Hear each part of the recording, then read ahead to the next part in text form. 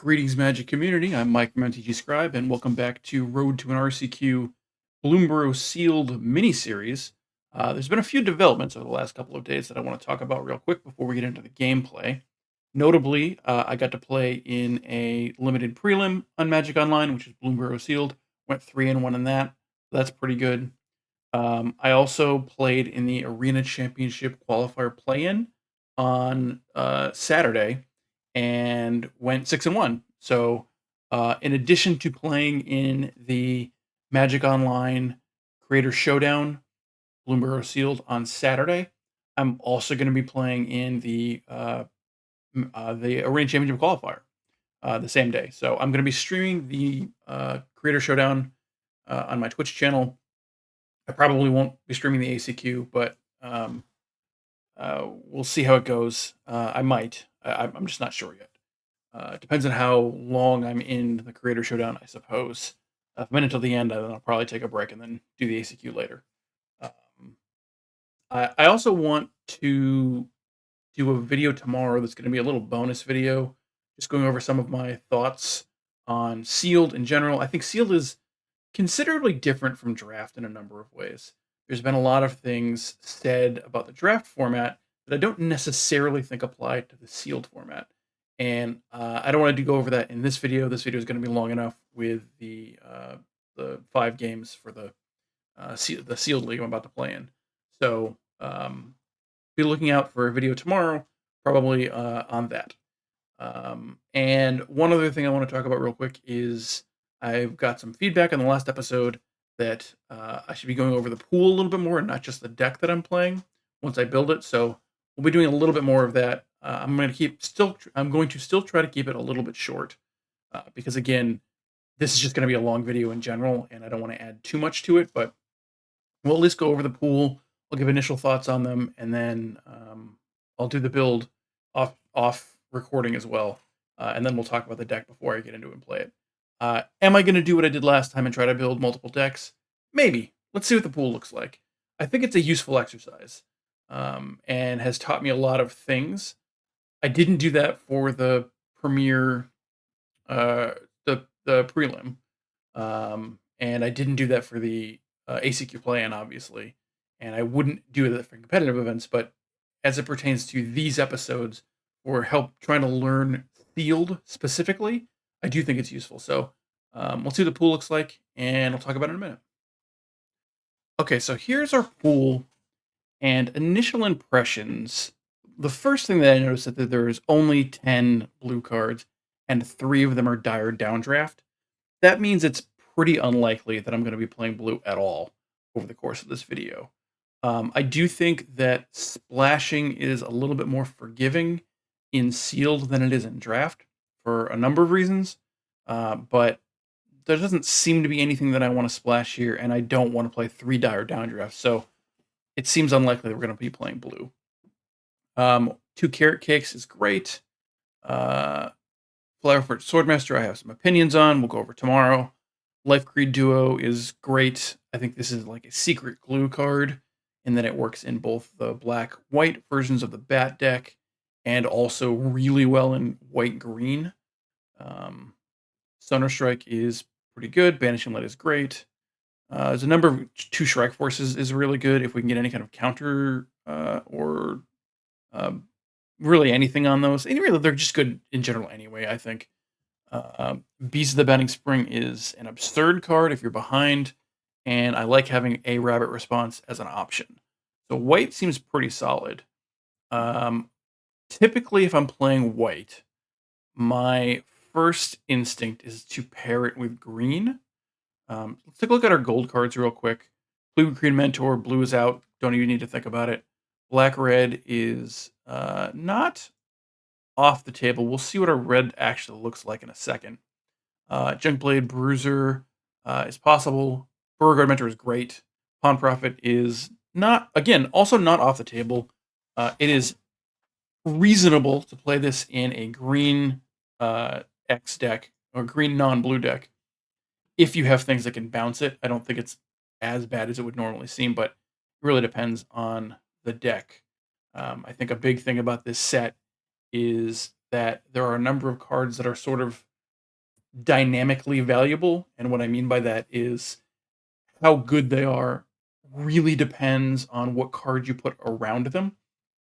Pawn Profit, for example, I think this is like a glue, or not a glue. I think this is really important to the green blue deck, because if you can bounce it, there's just so much value you can generate off of a Pawn Profit, and it's pretty easy to do in that deck. I don't know that I would play it in blue X, but I might play it in green X. We'll see. So there's a lot of black cards here. Bonebite Orator is fine. Oh no, sorry, I'm thinking of I have 3 Bonebite Orators. That's interesting. That's a lot of reanimation. Fell is totally reasonable. Persistent Marsh Stalker is the one that gets a +1/+0 for each other rat you control, and then you can bring it back if you have Threshold. That's not great in white black. Saver is really good. Starscape Cleric. I do like this card a good amount. Cruel Claws Heist, I actually haven't played with yet. I'm a little unsure of where that sits. Moonstone Harbinger, more bat stuff. That's great. We don't have any of the gold bats, which is a little unfortunate, but Nocturnal Hunger, more removal. There's a good amount of removal in black. Skills of Shale, I think, is a totally reasonable one of in a non-lizard deck.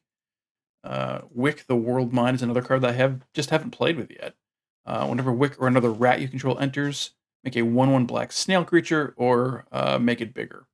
And then you can pay blue, black, red, and sacrifice a snail to deal damage equal to the sacrifice creature's power, so to fling it, essentially. And then you draw cards as well. That's sort of interesting.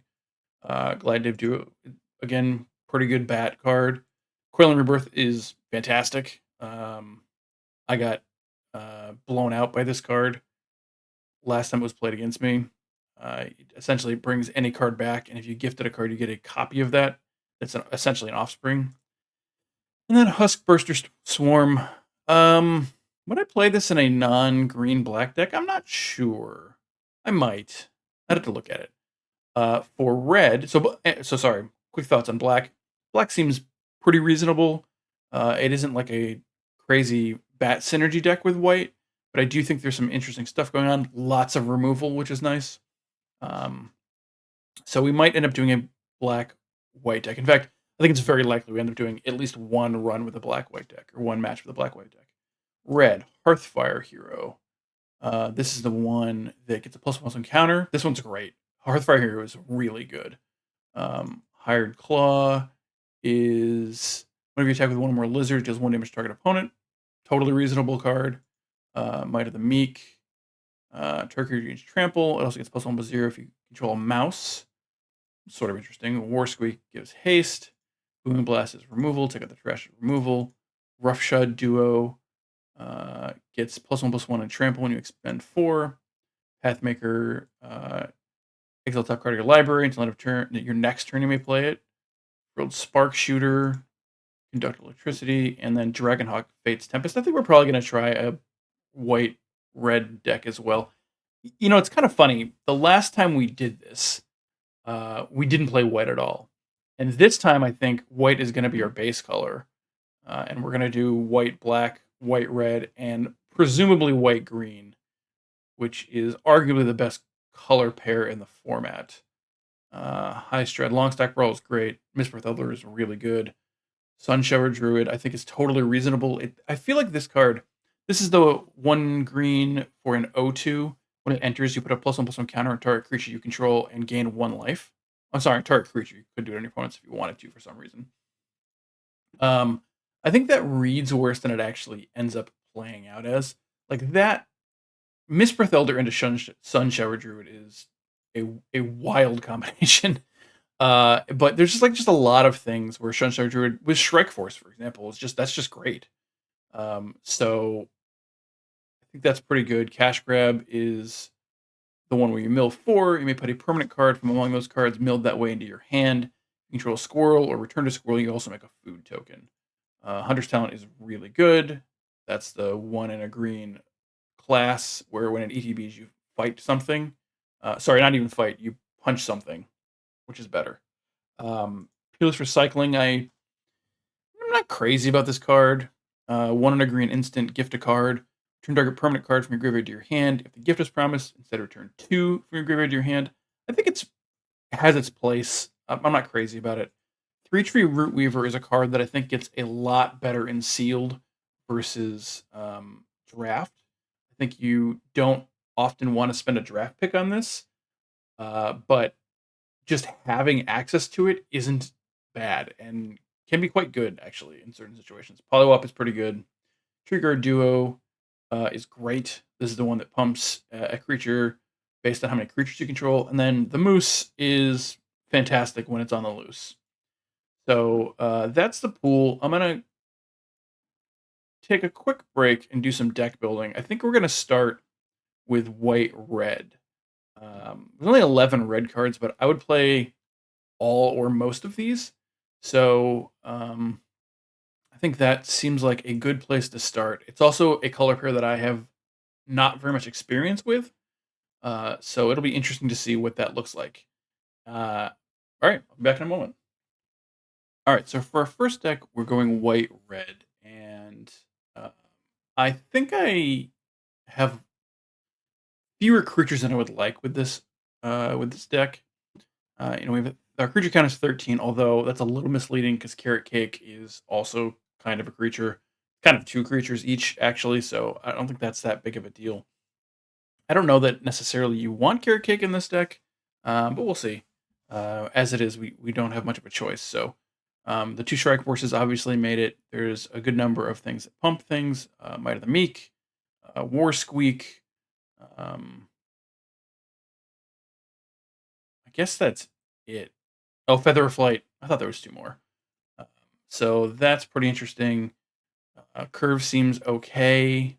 We top out at 5, mostly 2s. Notice I have this Flowerfoot Swordmaster. It is a 3-drop. I think this card is actively bad as a 1-drop, and I would rather do nothing on turn 1 than cast this by itself early. I think later on in the game, when maybe you're, casting this and Thistledown players in the same turn or something like that, I think that is a reasonable time to use it as a 1-drop. But I think for the most part, you always want to offspring this, if you can do it, unless like of an emergency or if you need to trigger, expend or whatever. Because when you have two of these, I do think that it's pretty reasonable. But with just the one, I don't think it's very good. So again, I would rather do nothing on turn 1 than cast this as a 1-drop to start the game. So it's slotted into our 3-drop slot. But this is the deck we're going with. We'll play one game with it, and then we'll rebuild and see what we come up with next time. All right, here we go. We are on the play. Would like to play first, yes. Hearthfire Hero is great. I don't have anything to target it, which is a little unfortunate. But I can't ship this. This is an easy keep. Nothing on 2. Hopefully we draw a Feather Flight or something.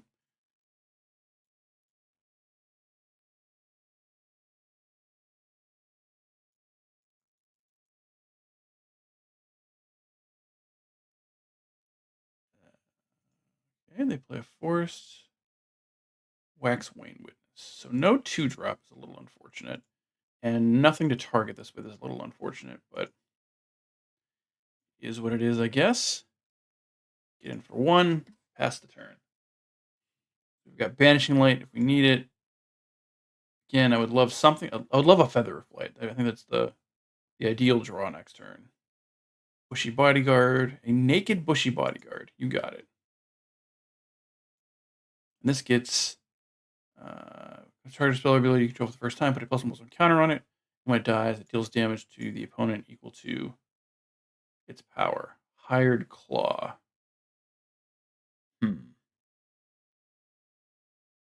That's not ideal either.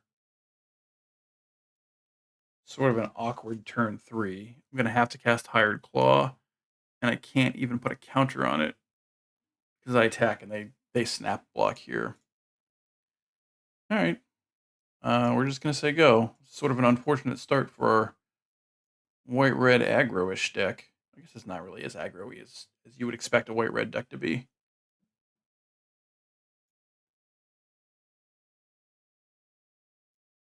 Sure, no blocks.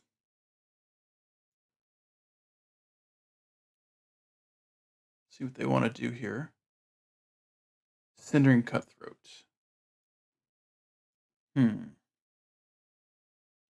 We draw a Carrot Cake.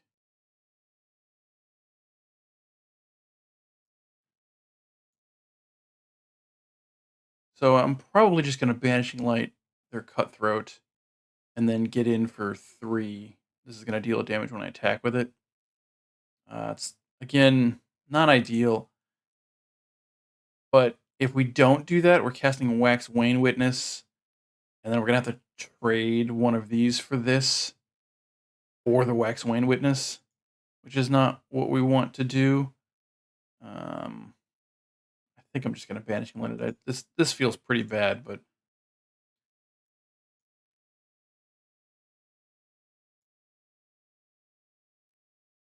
can't even pump the Hired Claw. This is a pretty awkward start for us. Take 1, take 2, go down to 16, say go.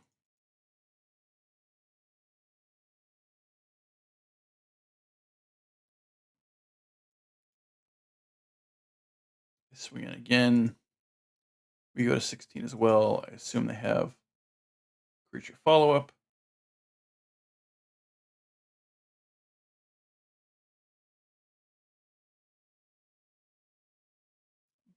Bark Knuckle Boxer. 1 and a green for a 3/2 Raccoon Berserker. Whenever you expend 4, it gains indestructible till end of turn. Sure. And Wear Down. They get back. Oh, I'm sorry. This is a different card. 1 and a green for sorcery. Gift a card. Target artifact or enchantment. They're going to get their lizard back. Yeah, that's pretty bad for us.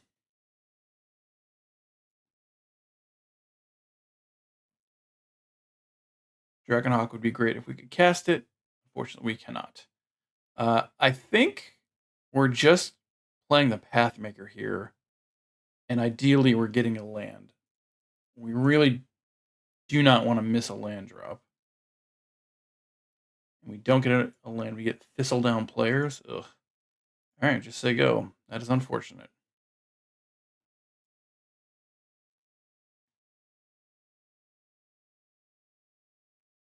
This is play and not cast, right? Let me play those cards into your next end step. Yeah, okay. And if we cast it next turn, we would get 2 cards exiled with it. Which does equate to 4. I mean, so long as this lives. Which does equate to 4 damage, which is not nothing.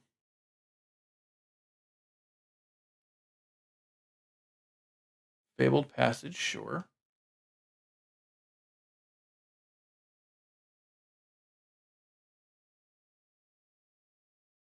2 on First Striker. That's pretty good on this board.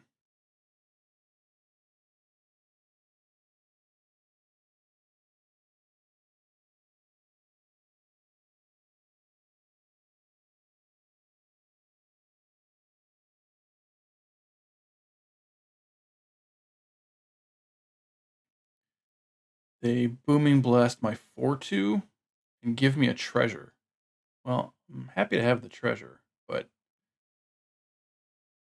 this is not ideal.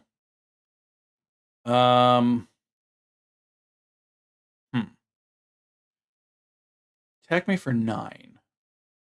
This does not have Menace, right? It does not have Menace.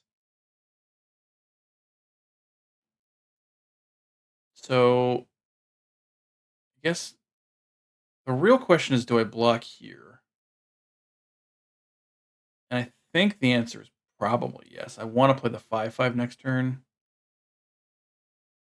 The damage doesn't really matter, but this one's just not doing anything. It can get bigger, though. And it's more likely to get bigger than the Hired Claw is. Yeah. Now, I guess I'll block with the Hired Claw. There's a chance that this is useful later, and this does not seem like it's going to be at this point. Take 7. Next turn, we can cast Dragonhawk for sure because of the treasure.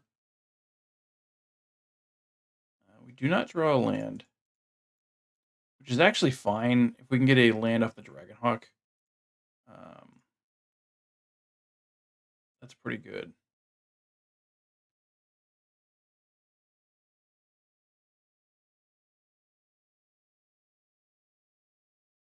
Almost certainly we're gonna have to chump with this next turn.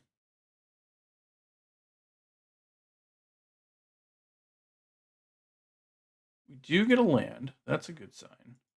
Fortunately, it is not a plains, which means that Bees of the Vending Spring is not an out, and our hand is extremely awkward. But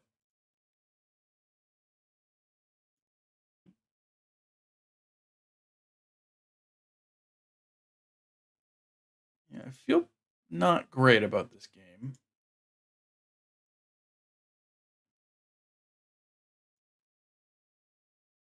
They don't take any damage because I played the land. Suppose next turn we can carrot cake and crack the carrot cake. We get 2 additional blockers. That's something.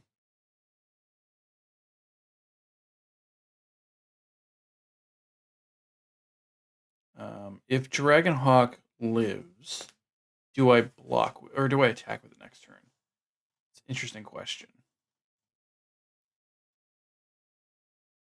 Guess we'll see what happens here. I do want to get the value off of it, but that's sort of a hill. I mean, I guess if my backup plan is carrot cake, go to 9, add 2 blockers to the board, attacking with Dragonhawk is not that big of a deal. Let's see what we draw. If we draw planes, I think it's worth it just to try to draw into Biza. I think that's our only real way of coming back in this game.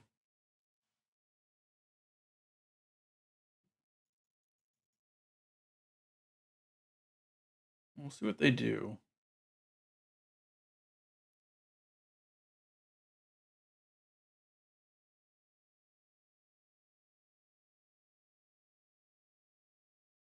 Well, the fact that they didn't immediately kill Dragonhawk is a good sign. They could have Longstock Brawl. They gift me. What is Longstock Brawl? A fish? Give me a fish. These two trade, which is tap 1 green. So maybe they did draw Longstock Brawl. I assumed they would have just done it. They were going to do it. Maybe not. Maybe they don't want to trade. They kill my Hearthfire hero. That's interesting. Oh, no, that makes sense. Yeah, I'm just dead. They give this menace. I block one of them. Yep. They get in for 7. Yeah, so I'm just dead.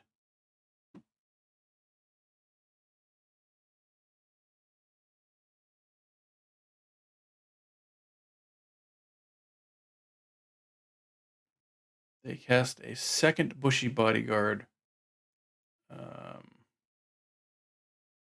Yeah.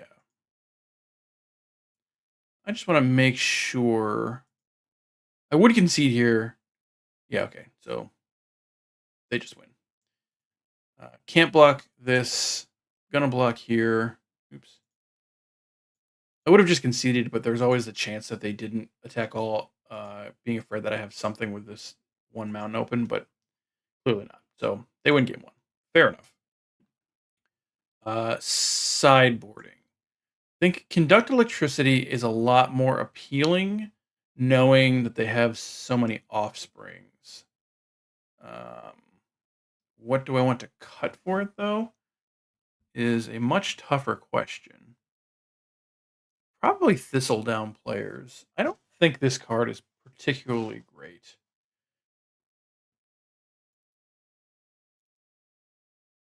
It does cut into our creature count a little bit, but I think it's probably worth it.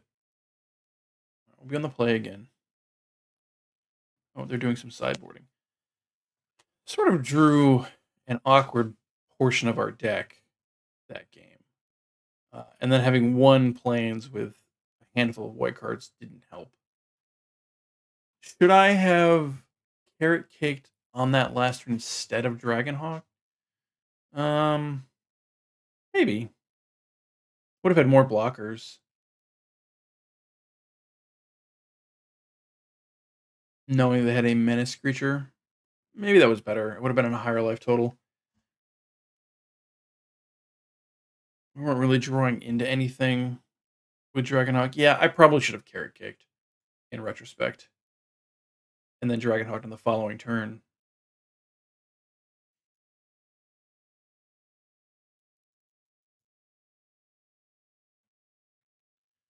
All right, we on the play again. Hopefully, we have a better opening hand this time.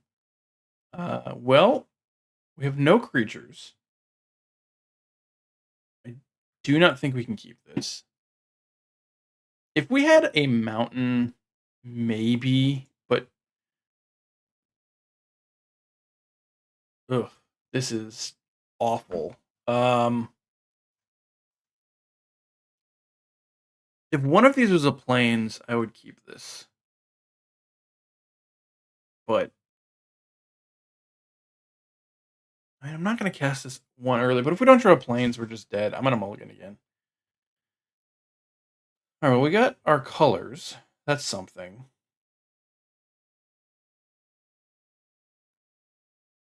So they also mulligan to 6. They're deciding now if they want to keep it. They did keep 6. We'll keep 5. We are going to put back Pathmaker. Keeping this Banishing Light for sure.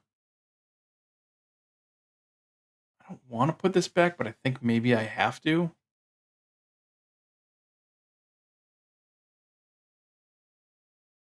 Ugh.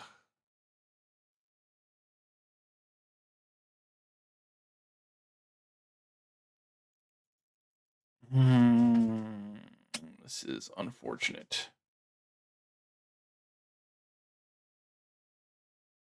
Yeah, I'm gonna put back Dragonhawk. I know it's the right thing to do, and it shouldn't have taken that long to make that decision, but at the same time, so I had mentioned earlier that I would rather do nothing on turn 1 than cast this for 1. I think maybe this is the one exception to that. We're at 5 cards. Starting with 5 cards changes things, I think. I expect this card to be pretty bad this game. We'll see. But I think we have to get something on the board, considering we might not be doing anything until turn 5. Well, at least we have the Banishing Light backup. That's something. Get in for 1. I hate casting this on 1. If I had a 7-card hand that was keepable, I would not have done that. All right, that's got to get Banishing Lighted.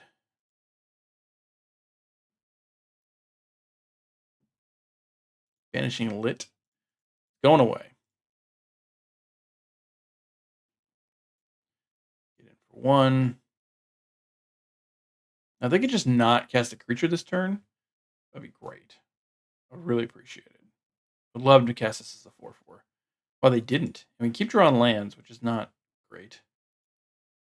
But we got to attack for 1 and hope they have nothing they can do about this. That's a good sign. And now we are out of gas. But we're out of gas with a 4/4 menace, so that's something. Probably a little bit hard for green-red to remove. Teapot Slinger, sure, draw another land. Get in for 4.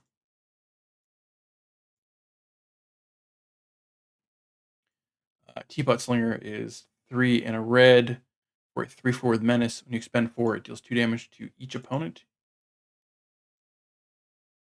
Not a crime.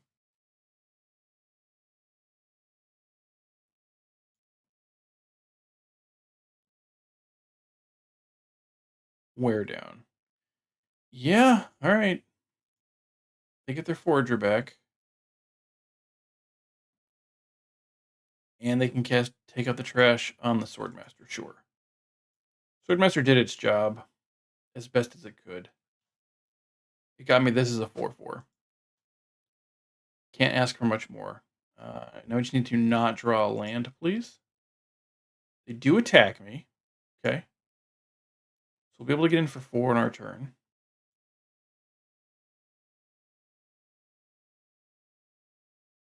Fabled Passage. Sure. Draw yet another land. Great. This is not going well. Swing in for 4. They go to 9.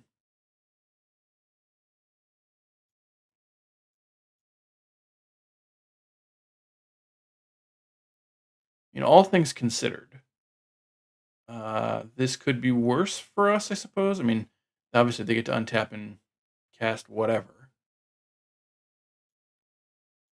Attack for 5. Only attack for 3. Okay. So they want to use this for mana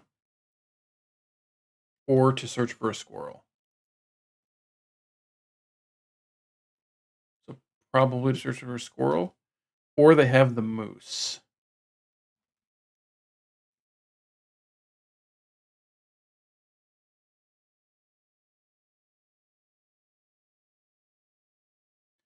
Exactly enough to cast the moose, which means I want to. I mean, the moose couldn't block. I attack with a 4/4.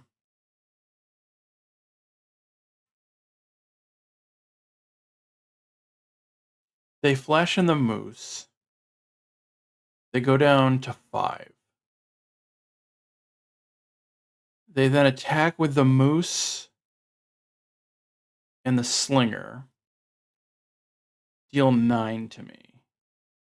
Oh, I'm just dead if they have the moose, actually. So they'll expend 4, deal 2 damage to me with the slinger. I go to 10.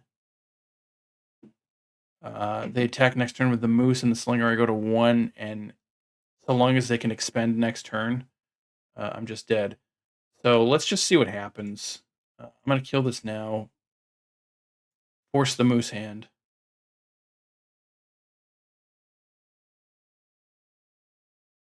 Yep, there it is. Just as expected.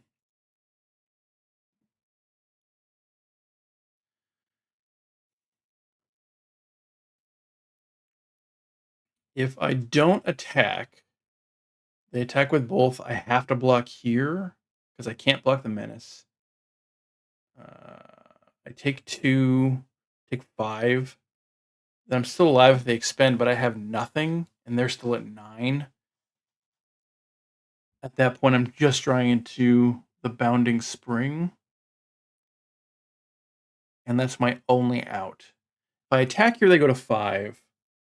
I have to hope they can't expend next turn, which is a big ask. If they can expend, I'm just dead. If they can't expend, I am open to a lot more outs, because at that point, Feather Flight isn't out. Carrot Cake isn't an out. I guess it kind of is, because I can block and trade with the moose at that point. War Squeak is an out. So if I don't attack, my only hope is drawing Biza specifically. Otherwise, I'm just dead. If I do attack, I need them to not have anything, but if they don't have anything, I have at least a shot. I think I'm going to attack here. I think it is more playing to my outs to do that. I need more to go. I need something to go right in that they can't expend next turn. If they expend next turn, I'm just dead. But I think that even if I live an extra turn, I'm 1 expenditure away from. I'm 2. I think this is the right thing to do. I think I'm probably going to lose this game either way. But at least this gives me a shot to win in the following turn. Whereas otherwise, Ibiza, yeah, I'm just dead. Ibiza, and even if I draw specifically into that, there's no guarantee I win this game. So it is what it is. We're definitely going to lose. That actually kills War Squeak as an out anyway. Not that it matters, because I'm just going to die right here. But yeah, I mean, mulligan down to 5, and then drew nothing but lands and 1 take out the trash. Like, we're almost never winning this game anyway. I think if they have anything even remotely close to a reasonable hand. We'll take the damage. We're going to draw. I'm curious what it would have been. Oh, Magic Outline doesn't want to show us. Well, whatever. I would have loved to see another land just for maximum complaint equity, but that was sort of a unfortunate match for us. Didn't even come remotely close to winning either of those games. I don't think this is a good version of the white-red deck. I don't think it wasn't aggro enough. I think we didn't have enough creatures for it, but let's go back to building and we'll see what our next deck is going to be. I think we're going to try white-green next. All right, so our second deck is going to be white-green.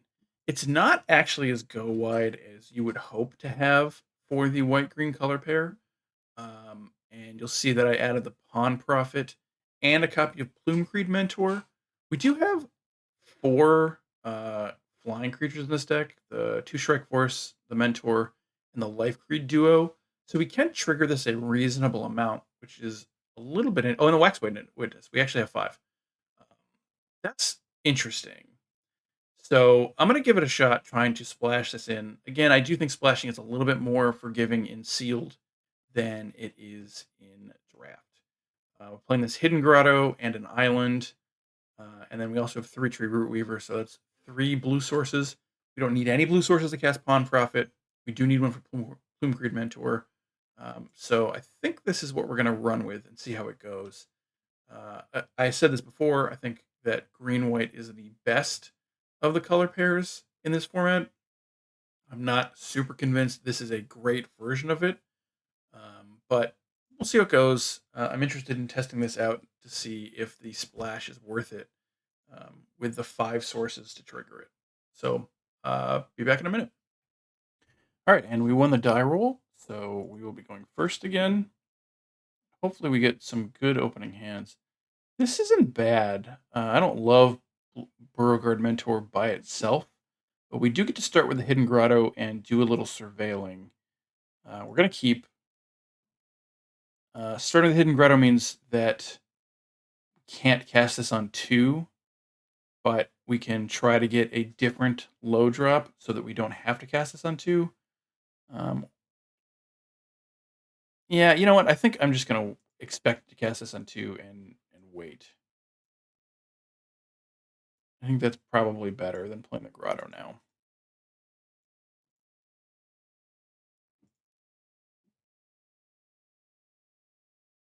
Bravekin Duo, okay.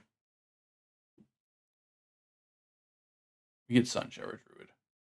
All right. Well, we're casting the Mentor. We're sort of locked in at this point.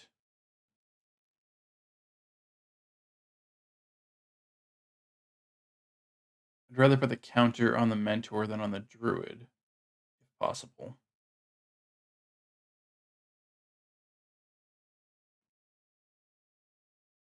Just say go.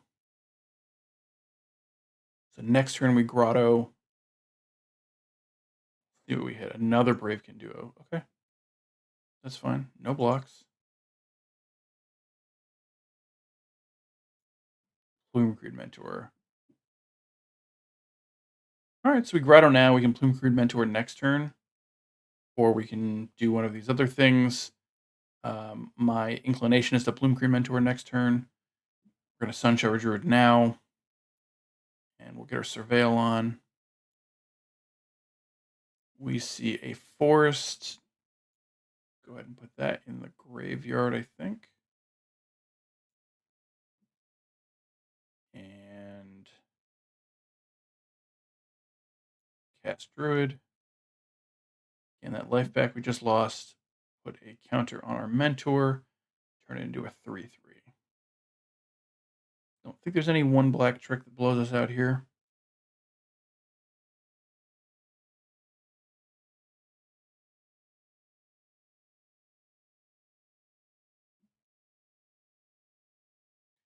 Could also just Tree Guard Duo next turn. Suppose it depends on what they do.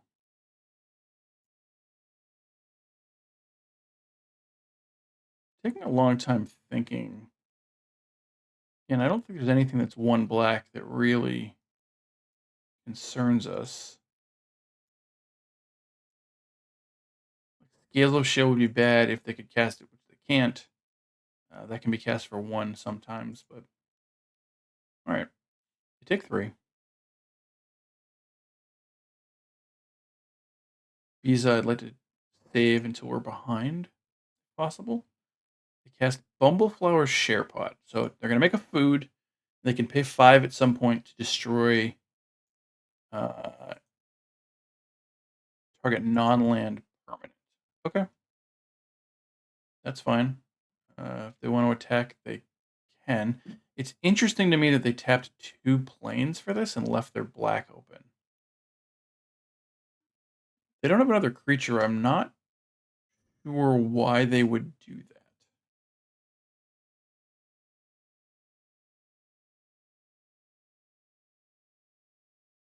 Oh, sure, sure, sure, sure. For some reason, this was 1 white to activate. Yeah, I'll take 2. Totally fine. We're going to get in for a good amount next turn, regardless of what we cast here. I think because they're leaving themselves so. Ooh, that's interesting. I think because they're leaving themselves so open, I would rather Tree Guard Duo this turn.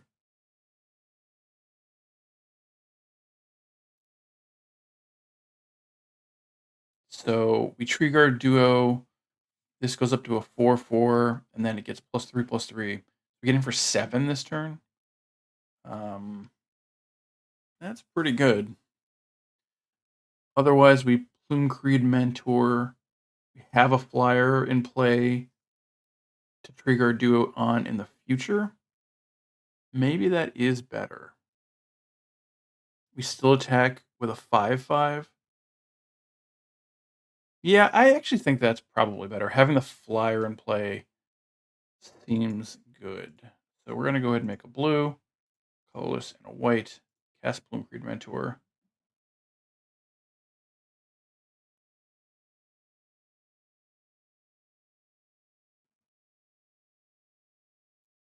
Put a counter on this. Move to combat, swing for 5.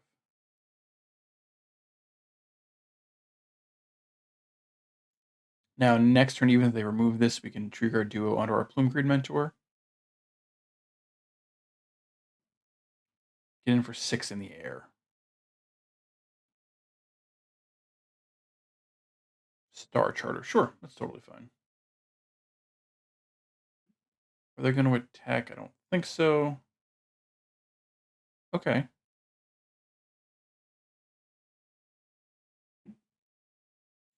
See what we draw here.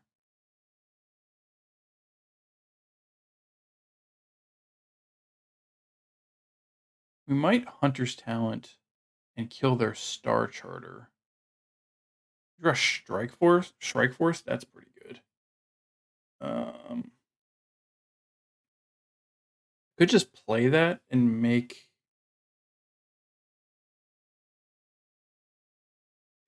uh my Beauregard Mentor a 7/7. The Beauregard Mentor is almost certainly going to die next turn, assuming they have another land.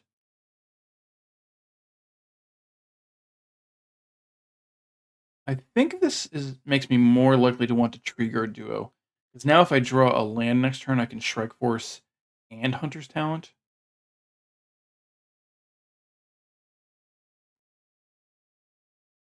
Yeah, I think I'm going to trigger a duo because next turn what I really want to do is cast both of these.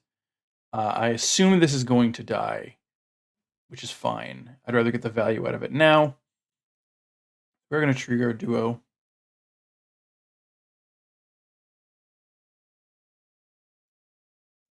Hit this with it. That is 10 damage. We're certainly attacking with this. We could attack with a Plume Creed Mentor,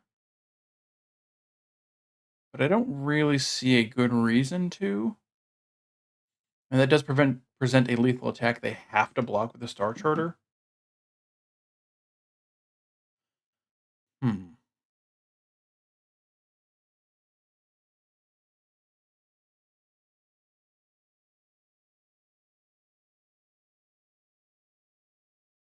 I am going to attack. I'm going to present a lethal attack and see what they do. If they want to trade here, I think that's okay, actually. They go to 2. If they spend their entire turn doing this, they do. That's not the biggest deal in the world. Mistbreath Elder. Okay. So we swing for 3. They have to block.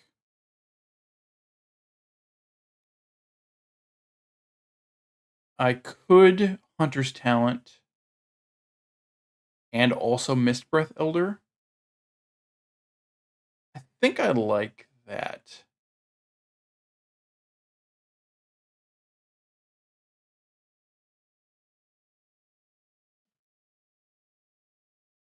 Or I could just Shrike Force and Mistbreath Elder. Actually, I think that's probably better, right? Move to combat. Swing for 3. Have to block. They can't kill it. So get rid of one of their creatures.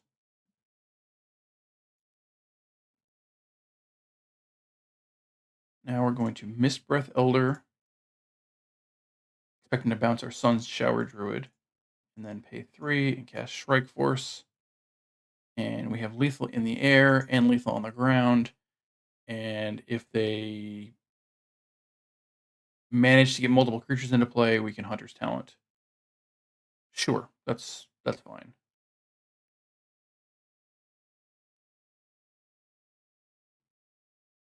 I think that is just game. Okay, we're gonna bounce our Sun Shower Druid.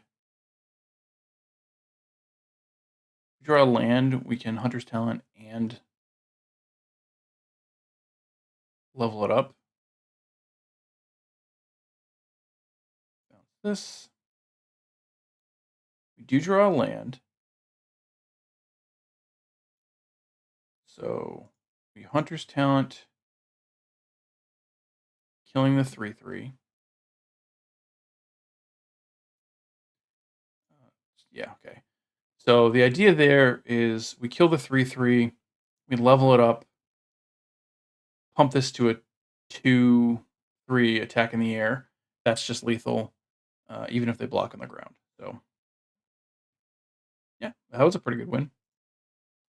On to sideboarding, I don't think we're going to do very much.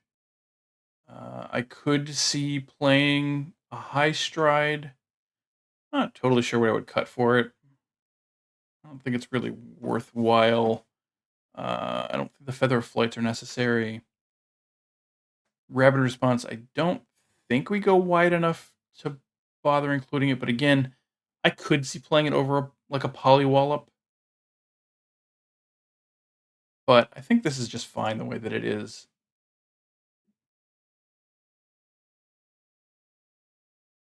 Lots of white.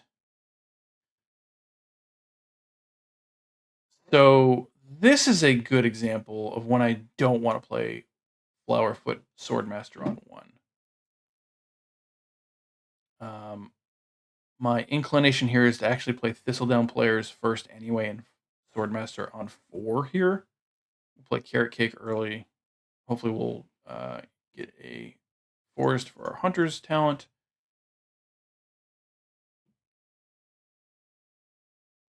Swordmaster it's just not enough value. Oh, that's really good. Valley Quest Co is really good and really scary.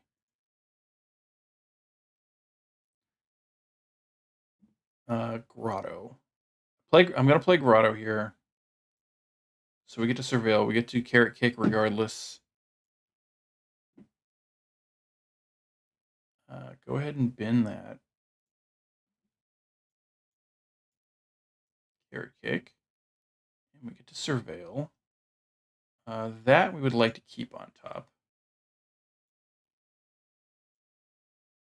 Okay, so next turn we Thistledown players. I guess it doesn't matter which one we do first.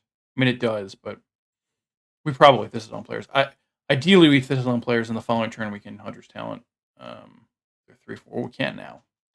Just take 3. Play the forest. So what are we doing here?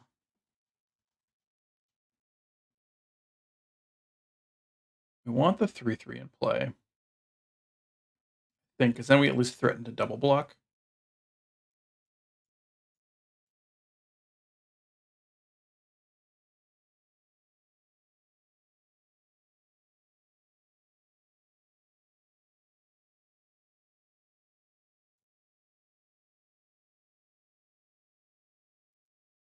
We might Visa next turn.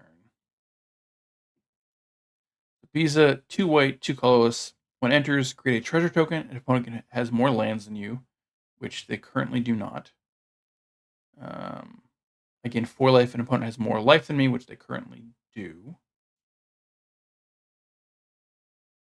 Create 2 1/1 blue fish creature tokens. If opponent controls more creatures than you, which they don't currently. Draw a card if they have more cards in hand, which they don't. So I think we want to hold on to Visa. Banishing Light is a pretty good draw. The only question is,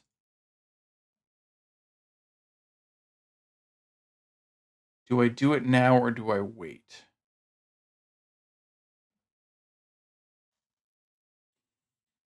I could Hunter's Talent and kill their Star Charter, which would allow me to Carrot Cake and Scry again and hold up Banishing Light. 1, 2, 3, 4.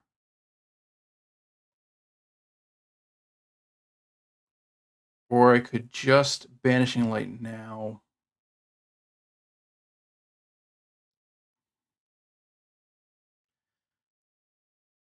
I think I want a Hunter's Talent here.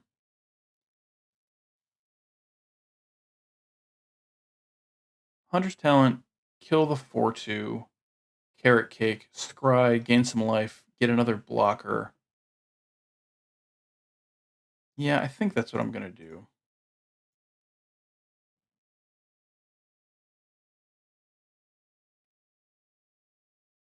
Hunter's Talent, you, onto you.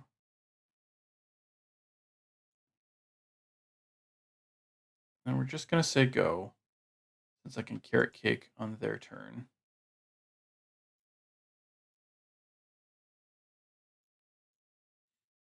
If I don't draw a land, I am inclined to Swordmaster for 1. This is an example of when I think it's okay to do that, since I need something to do later in the game. And it's just more mana efficient. And at this point, I think it's fine. A Dire Sight, sure. Surreal 2, draw 2, lose 2. That's fine. So, oh, we already have the land. What am I talking about? Draw the land. We already have it. So, 1, 2, 3, 4, 5. 5 land next turn. Can't banish. And hopefully we draw a 2-drop, honestly. They move the short bow over. Interesting. They're not going to attack. Otherwise, there's no way they would have done that. We're going to eat this cake. See what we see. Make a 1/1. Oh, with another Carrot Cake? That is great, actually. So we can Banishing Light and Carrot Cake next turn. That can stay on top.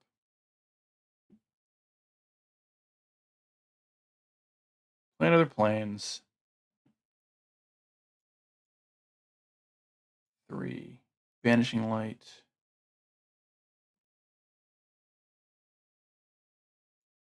Eat their Valley Quest Caller.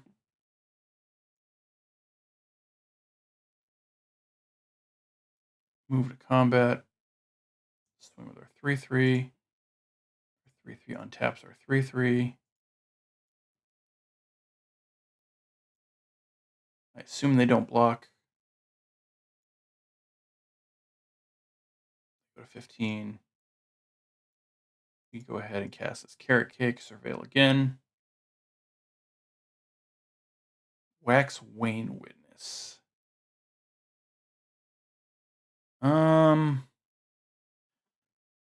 I think that's fine. I think I still want to Flowerfoot Swordmaster next turn. Notably, Thistledown Players is a mouse, so it will get pumped by this.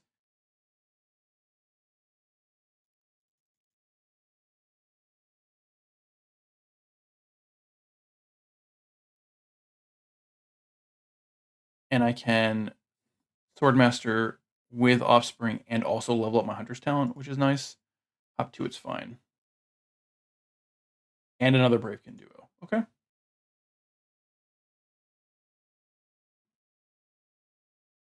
1, 2, 3. We're going to go ahead and cast with Offspring.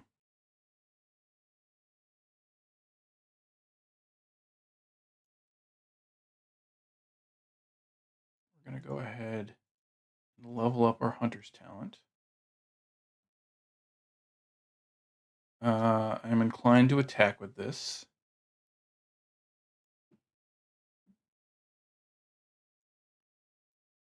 Give it +1/+0. And I'm going to untap one of my... I'm assuming this is going to die regardless, so this pumps this even bigger. Which may not matter, actually. They can block it with whatever. This doesn't give trample, right? I'm thinking of Innkeeper's Talent. Sure, that's fine. But again, I don't think it matters. I think they're blocking here regardless to kill it, so...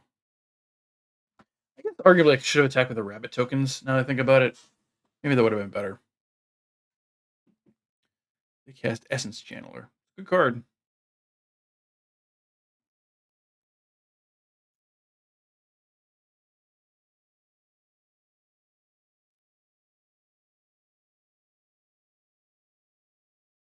Attack with a 2/2 rabbit.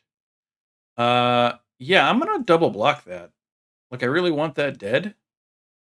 It being a 2/2 is annoying. I guess they do get to move it over to something else. 1, 2, 3. 1, 2, 3. I think this is fine.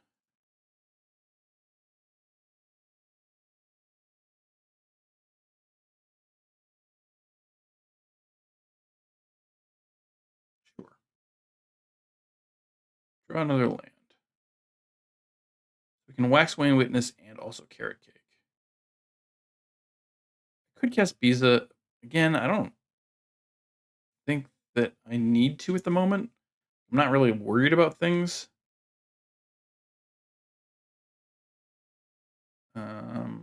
Question is, am I attacking here?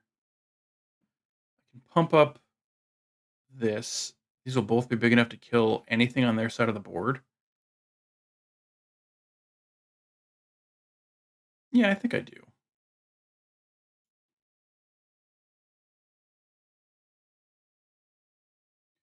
You and you are attacking. You are not attacking. I'll pump you, I guess. I don't think it really matters. They have no cards in hand. We have nothing but gas in hand. So I am inclined to trade off as much as possible.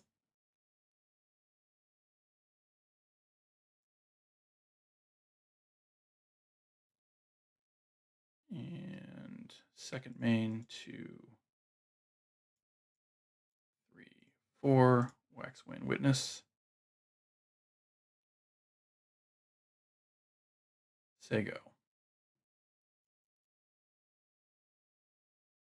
I actually don't think I'm going to eat the Carrot Cake. I think I'm going to save it for next turn.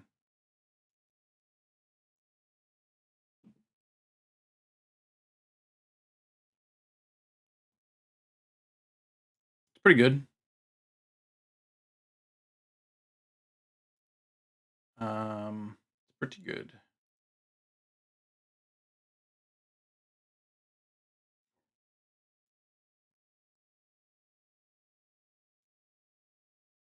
Now a 5/4 Reach Vigilance.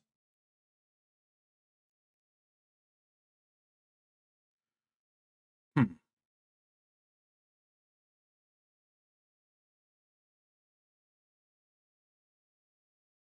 So I could double block it and crack this food. I have one creature left on board. I think I just take 5 here. Although, I guess if I block, I can Bees the next turn and get the 2 tapped fish. I think I'm going to do that, actually.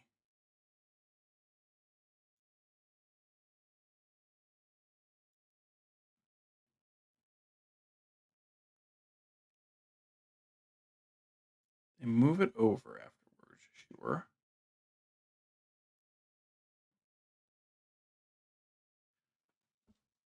Plume Creed Mentor is sort of interesting.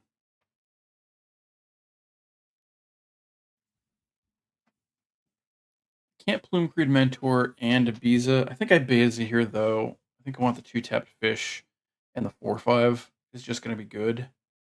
And then I can also crack the carrot cake, get in for 4 this turn. Yeah. So crack the carrot cake after.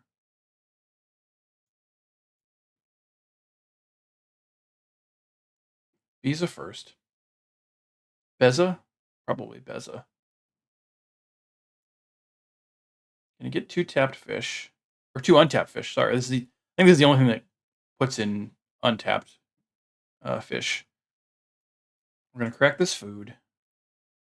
We're gonna make a rabbit and scry. Land can go on the bottom. Gonna gain 3 life, which is gonna pump our Wax Wind Witness. Move to combat, swing for 3, which is going to become 4 because of our Hunter's talent.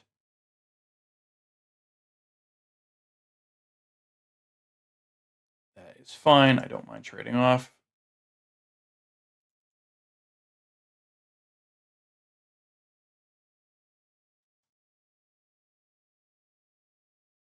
They draw land.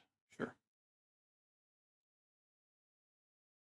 Life Creed Duo is a pretty good draw, right? 1, 2, 3. I can do both. So I can make Beza a 6/7. Although I don't need to. I could just pump up like my rabbit or one of these fish to a 3/3. It doesn't gain trample. And even if they double block, can't kill it anyway, currently. They have no cards in hand. So I'll probably just make my rabbit a 3/3, I think. Let's make a blue. 2, 3. Grid Mentor.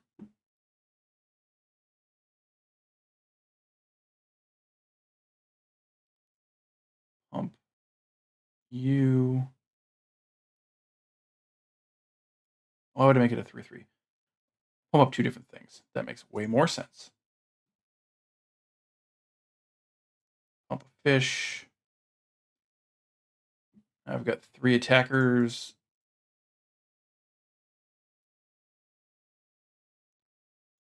Let's give. I guess I could have attacked with everything. Sure. Let's give this fish. Or I should have attacked with everything. I was not thinking clearly. So trade off there. They go down to 4. Feel pretty good about this game.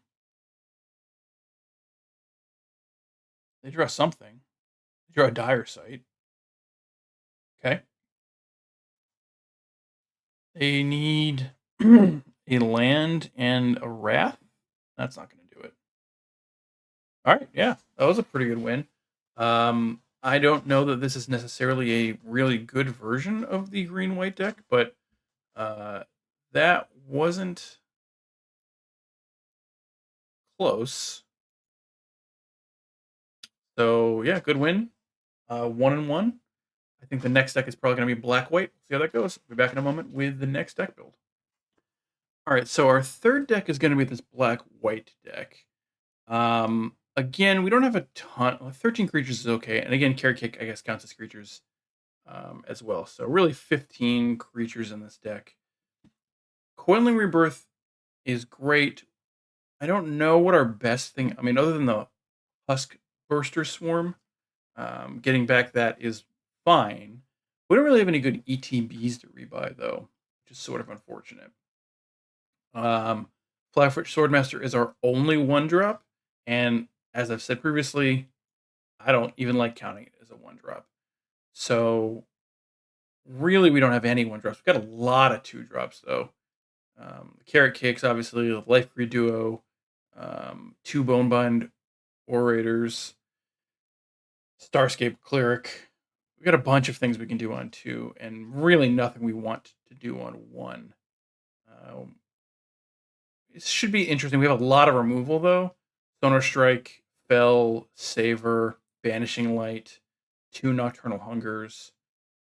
This will be an interesting one. This, I think, if I was putting together all of the decks that I was going to play, this is probably one that I would discount pretty early on, and I'm not sure if that's correct or not. So it'll be interesting to see how this plays. If this does well, that really tells me something. There's a number of black cards that we didn't end up playing that I do want to talk about. Wick the World Mind, for example. We have no other rats in this deck. So this seemed like a bad inclusion. Scales of Shale, I think, is reasonable as a one-off, but I don't think this is the deck for it. We do get to gain life, which is nice for the Starscape Cleric and the Waxwane Witness, but I don't think it's really worth giving up. I mean, what would we play it over? Certainly not the Moonstone Harbinger. Not either of these. Maybe we just played over the Flowerfoot Swordmaster, actually. You know what? I think I am going to do that. I'm going to make that change. Play 1 copy of this over the Swordmaster. Swordmaster, again, is not great if you can't target it. And we don't have a ton of ways to do that repeatedly in this deck, so... Daggervein Duo, I think, is great, but I think we have enough removal that I'm not super interested in the Death Touch. And then Marshstalker has the same problem that Wick does. We have no other rats in this deck, so it's not super likely that we are able to trigger its threshold plus attack trigger that we need to bring it back. And then Bonebind, Orator, we have 2 of them in the deck already. So this is going to be deck number 3, and we'll be back with the game in a moment. All right, we're once again on the play. That's 3 in a row. We take that. And Carrot Cake early, and then not really anything for a while. We do get to scry with Carrot Cake, so I think we keep this, try to smooth out. We have nothing to do on 1 regardless. Yeah, I think this is fine.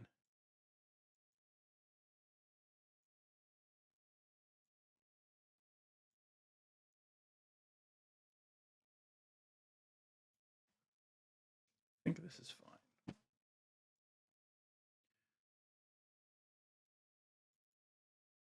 I guess Glide Dive Duo is probably the best thing to bring back with Coiling Rebirth.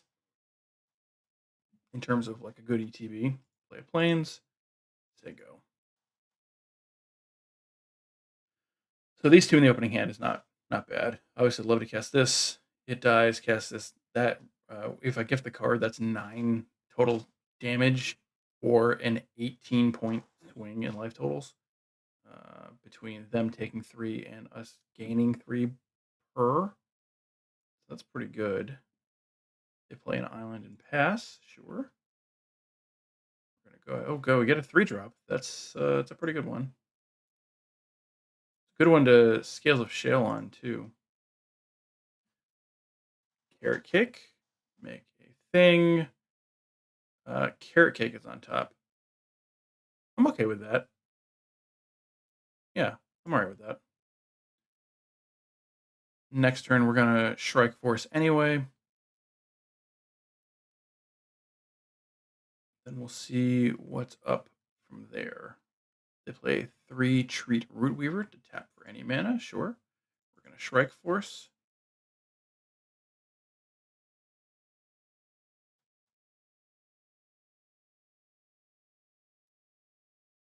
We're obviously not going to attack.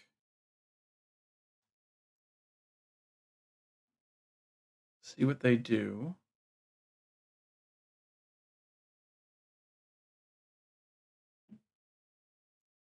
That is fine. I assume they don't block when I attack.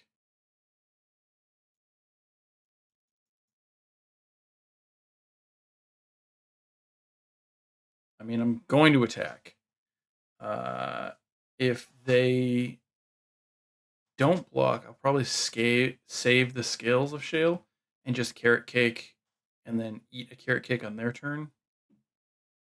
If they do block, that is phenomenal for us.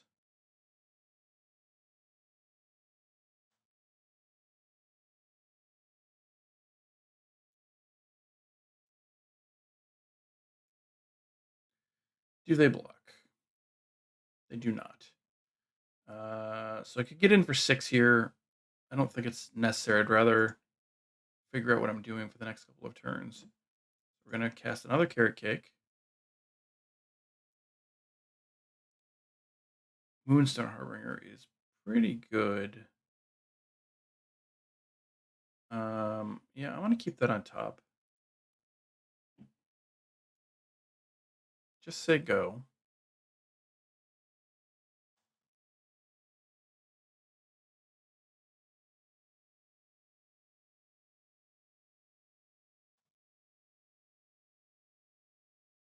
Play another island, 5 cards left in hand. Dowerport Mage. Whenever one or more other creatures you control leave the battlefield without dying, draw a card. It's pretty good as Lily Splash Mentor. And then it can return things by tapping it. Lily Splash Mentor is pretty good. I assume they're going to do that now. And they are. Draw a card. That gets a +1/+1 counter. All that is fine.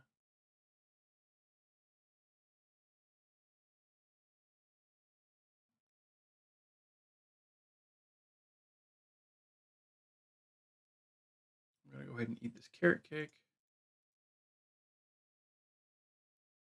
You can still stay on top. And same thing as last time. I'm going to attack here with my Shrike Force. If they block, I'll Scales of Shale. If they don't, I'm going to cast Moonstone Harbinger. And hopefully draw a land next turn.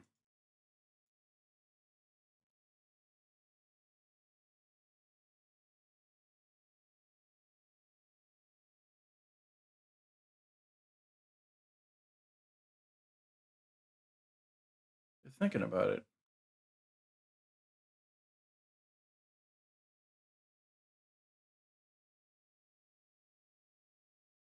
No blocks, sure. Yep, get in for 2. Perfectly reasonable. Pay 3. Yes, Moonstone Harbinger. And just say go.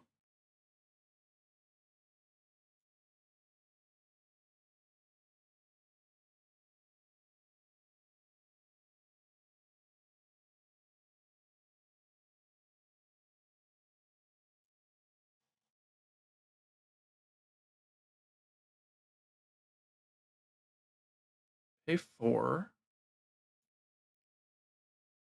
Calamitous Tide. Turn up to 2 target creatures to their owner's hands, draw 2 cards, and discard a card. Okay.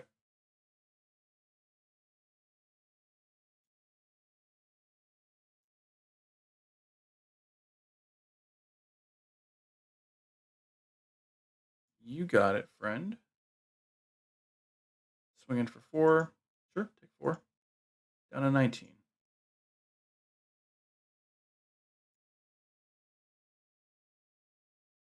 We do draw the land. So do I Glide Dive Duo? I think I do.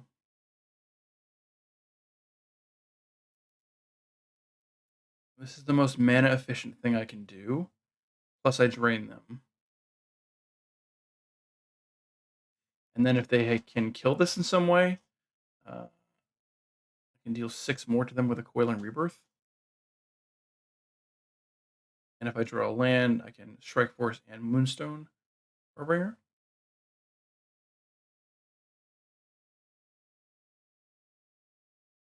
Oh, it's 2 damage, not 3 damage. I don't know why I thought it was 3 damage.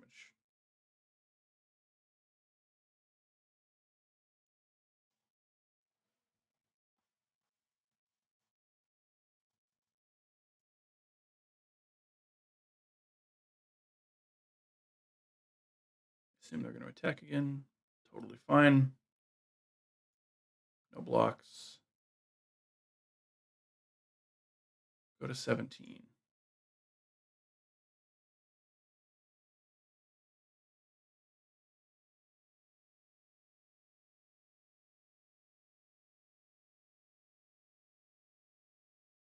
Sticky Tongue Sentinel. They bounce their 4/4, draw a card, and then are going to recast it. Okay.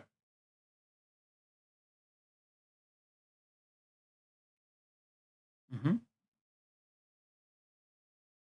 Do draw the land. So we can Strike Force and Moonstar Harbinger this turn. Let's do you first.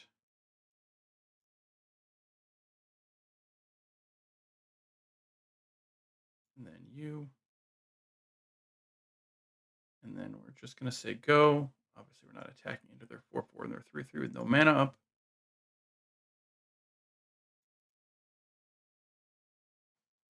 Next turn, however, provided none of these three things die, I can attack with all three. Scales of Shale, my Strike Force to give these two Death Touch at instant speed. I don't mind if this dies, because getting it back would be big. So uh, if I'm thinking of how the next turn will go ideally for us, well, it doesn't happen that way anymore. That's fine.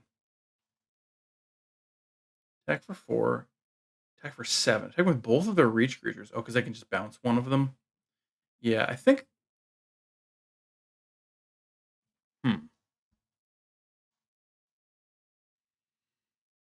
Do I want to block with the Glide Glaive duo? Glide to Dive duo. They could have a pump spell. They could just save it by bouncing it, which would be ideal. Excuse me. If this dies, I think that's fine. I'm going to offer this trade and see what they do.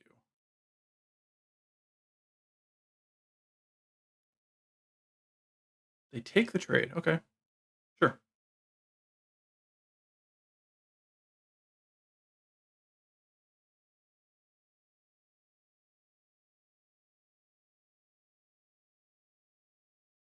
They bounce their 2/4. They can huh. That's sort of interesting.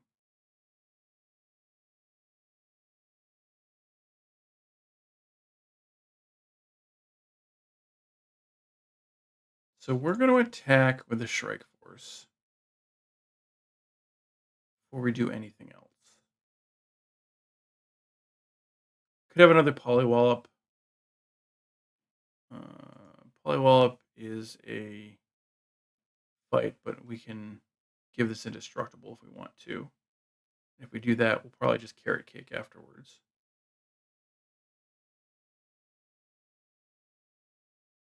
Attack with this. See what they want to do here. They just take the 2. Great. Oh, do they have something? Nope, they just take the 2. So 1, 2, 3, 4, 5. We're going to offspring this.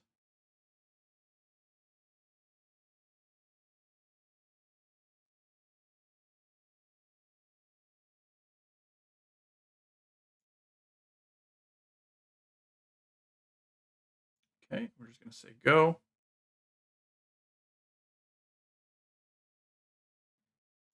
I wouldn't be sad at drawing a land next turn.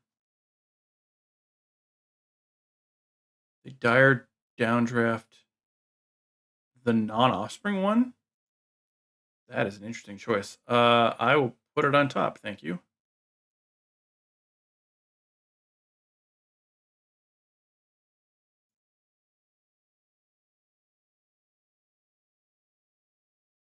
Not doing that to the token is very surprising, I think.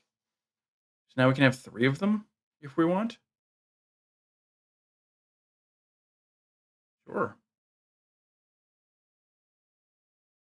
Go to the spade. Not a problem. They don't currently have any tokens. Very aggressive. I'm gonna block, I think.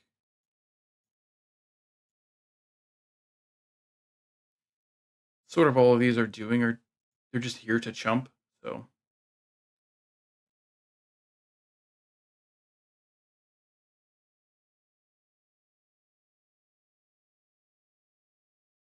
3, 4, 5, 6. So they can bounce it with a Dowerport Mage. They decide not to, though. They get to draw a card. They now have a 3/4. We are going to draw our 2/1 Star Escape Cleric. They also play a Brambleguard Veteran. Okay.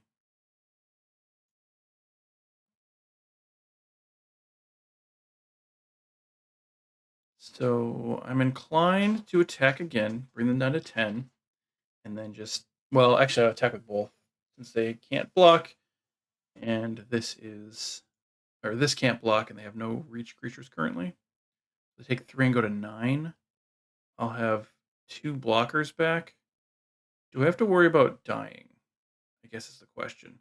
I could also just Glide Dive Duo with Coiling Rebirth now. Gain 4, go to 17.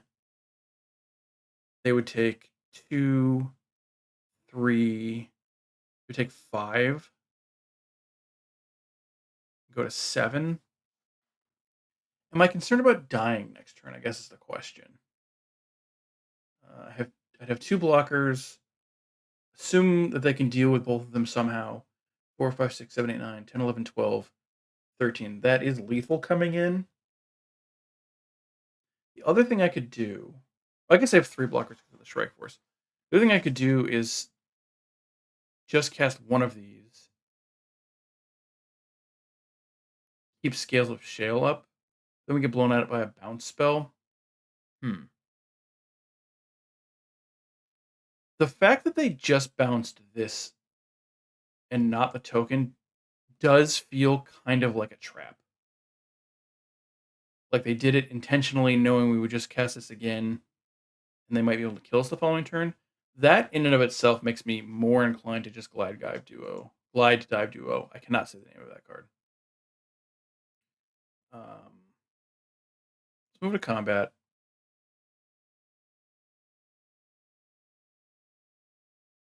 Glide Dive Duo gives us 2 additional blockers.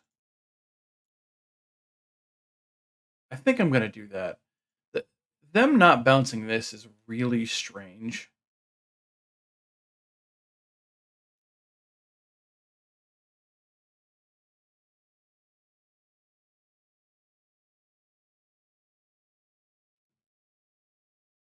Nine. So when I cast this, they'll get drained for 4, and then an additional 1. It's too bad that I don't have 1 more mana, honestly. So they go to 4 if I do this?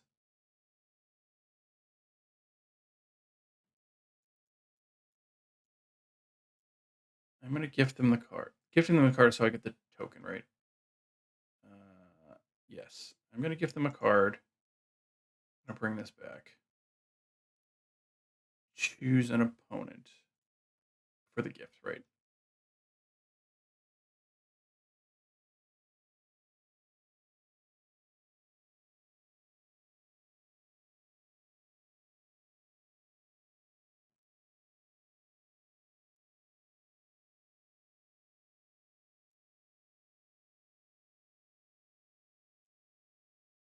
So they go to 3. We just say go. And I feel pretty good about this.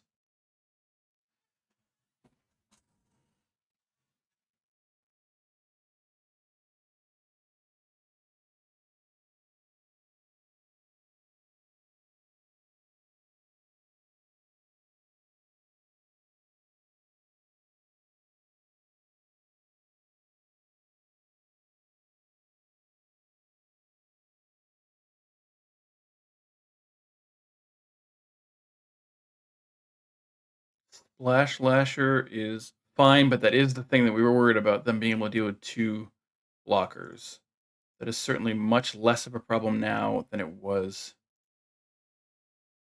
before we did this. So they're going to tap down a Strike Force and probably the 3/3, I would imagine. Yep, the 3/3.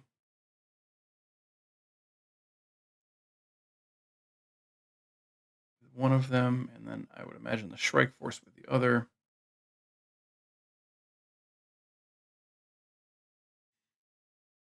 That makes sense.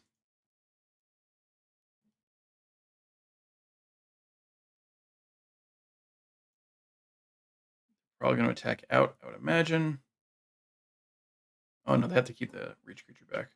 That also makes sense. So 5, 6, 7, 8, 5, 9, 10. They attack for 10.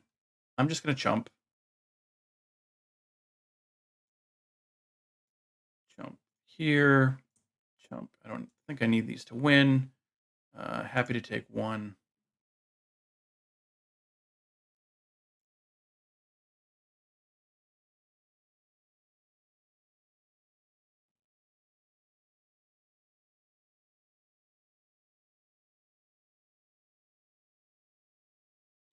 One, two, three, four, five. Love to draw a land here. Run away together. Getting rid of my token. Sure, that makes sense. They draw a card. Would really like to draw a land here.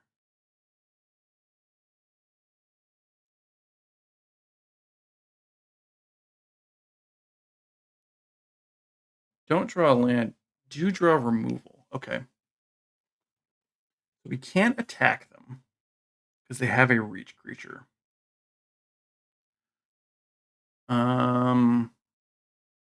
Can't really play my Starscape Cleric with Offspring.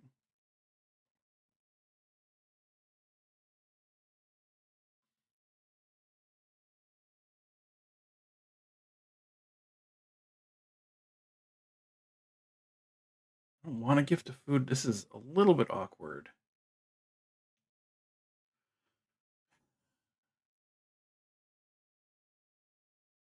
If I Nocturnal Hunger their Lily Splash Mentor, I have 6 mana, so that's 3. I could get in for 1, bring them to 2. Oh, I'm sorry. I could Nocturnal Hunger their Lily Splash Mentor, attack, pump this with the Scales of Shale, and that should be lethal. They have 1 mana up. Not sure what they could do with 1 blue. But let's start here.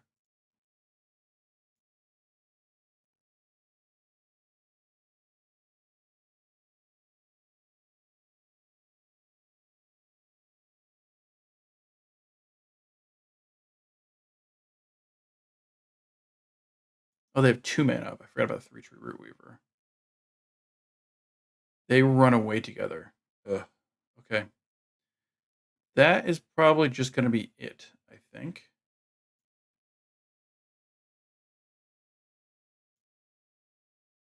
We're not going to lose a life, so that's something. If I eat the carrot cake, I have 1 blocker, and I'm at 15. That means they can attack me for 1, 2, 3, 8, 11, 12. So I think I still live.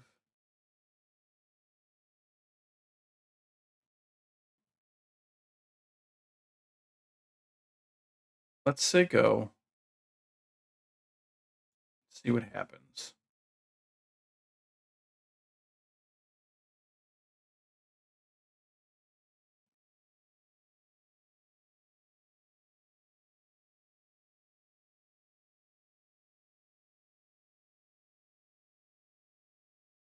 A5. Another Splash Lasher. That's real bad. That's going to make it really tough to win.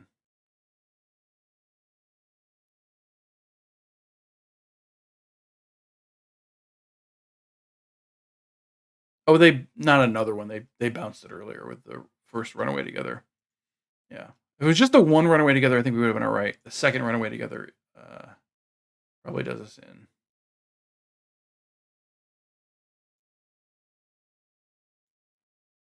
Yep, both get stunned down. Begin combat. I assume they swing in with everything.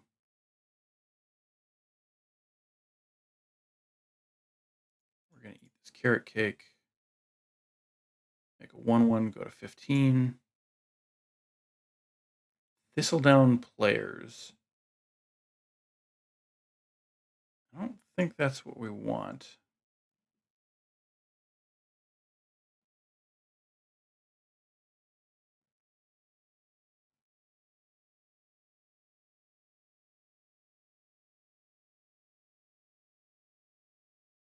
Gain 3, go to 15.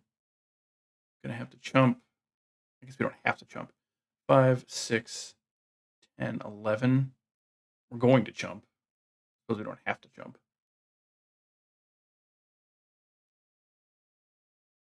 Move to blockers. Take 6.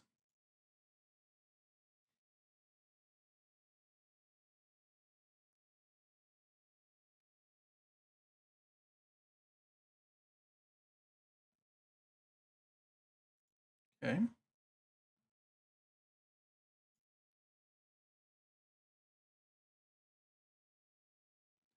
We draw a land. So that is probably just it. We're at 5. Yeah. This thing can't block. We have no way to gain life. All right, that is unfortunate. I have to concede this game. Would Saver have done anything? Pay 2, make the food. I don't think so. No, it wouldn't have. All right. Are we changing anything? I don't think so. I guess in retrospect, I shouldn't have held the scales of shale so long and just sort of played it earlier. Maybe. I don't know. I don't even know if that's true.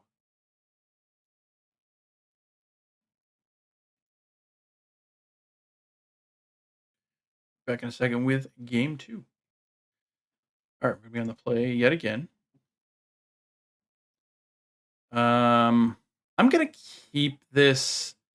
Orator on 2 is good. Hopefully we can draw into planes for the carrot cake, but if not, we still have the Harbinger. So I don't love only having 1 color mana in hand, but if we're going to have 1 color mana, only 1 color mana in hand, we may as well have enough to do things. So go ahead and say go. Got 12 minutes on the clock to win 2 games. More than enough time. Start with an island. Oops. Before, sure. Back to us. Swamp is not the land I wanted to draw there. Spell or plains would have been much better.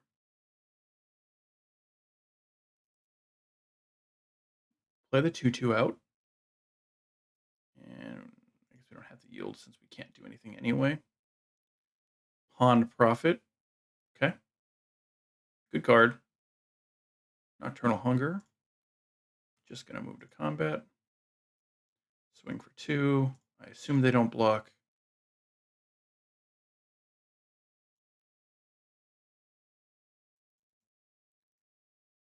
Cast a Harbinger.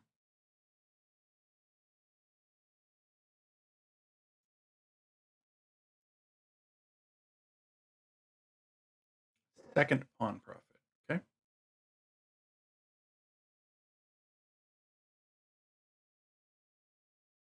Okay. One green open. Could be a Longstock Brawl. Cruel Claws Heist. Well, we're going to attack before we do anything. I'm totally fine if they have a Longstock Brawl, because we can just Nocturnal Hunger. It's pretty reasonable. Sure, that's great. I mean, I want this dead anyway for later, so.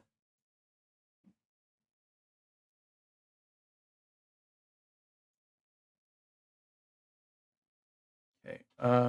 Target reveals your hand. You choose a non-land card from it. Exile that card. If the gift is promised, you may cast that card for as long as it remains exiled and mana of any type. So I think we're gonna do this and gift them the card.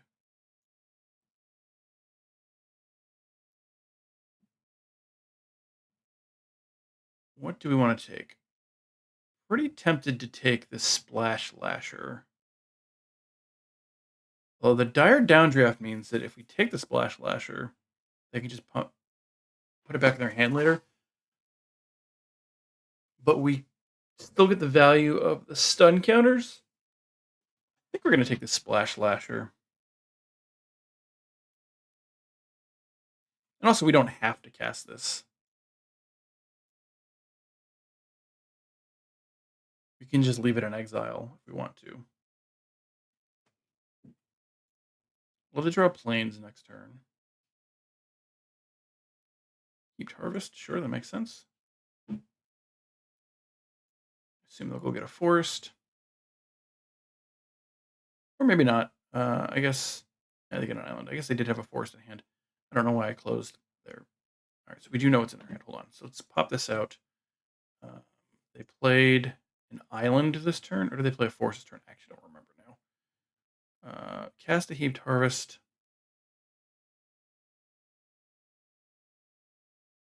I really don't remember what they did. I'm going to assume they play the forest this turn. They have 6 cards in hand. 1, 2, 3, 4, 5. Yeah. So the last one is either. Yeah, I think then they drew one. So sure, they must have played the forest. Okay. Plains, please. Never didn't have it. For the duo. Drain them for 2.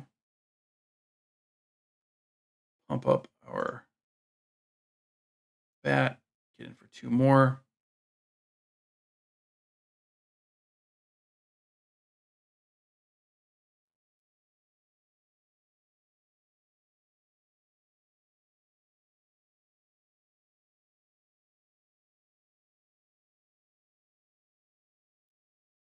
Six mana. They opt to eat the food to get another mana. Go to 16.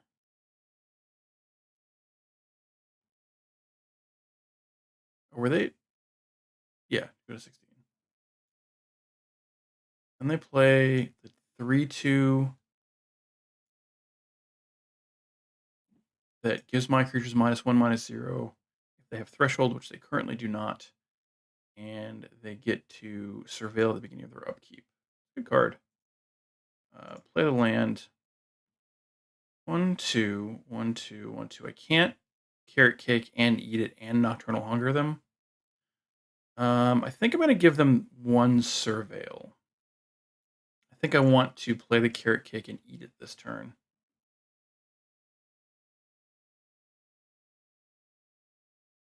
To get in for a bunch.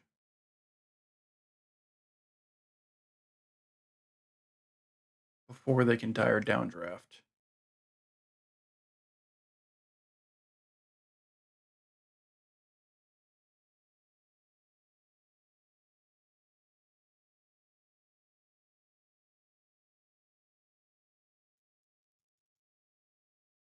They're thinking about something.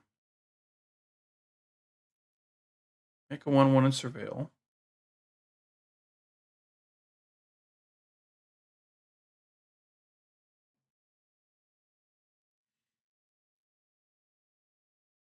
They can't Pearl of Wisdom. They can't dire downdraft.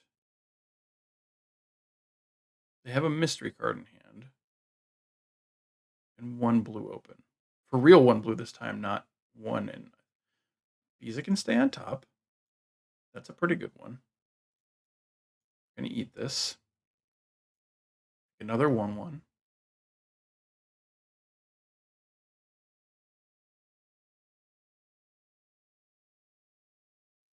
Go to 25. Keep Beza on top. And then attack for 6.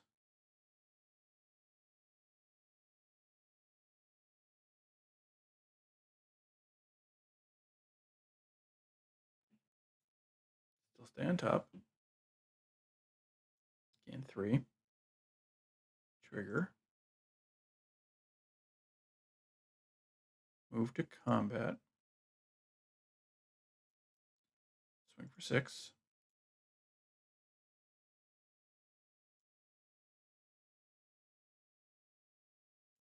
Say go.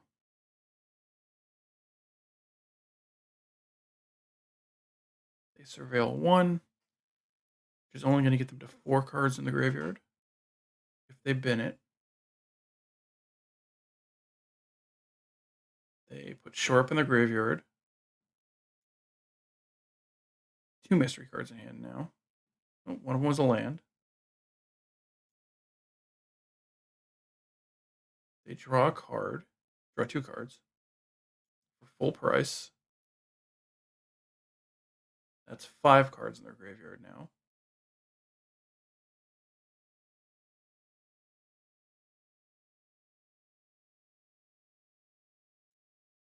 Move to combat.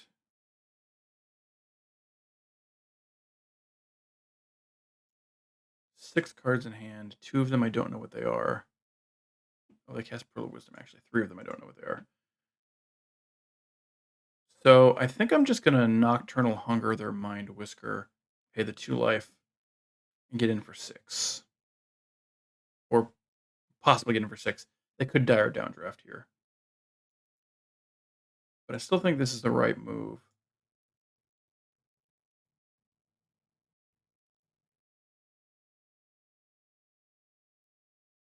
Or could attack for 4. They bounce probably my Moonstone Harbinger, and I recast it. I can't do that and Beza, but I could recast it if I just do this.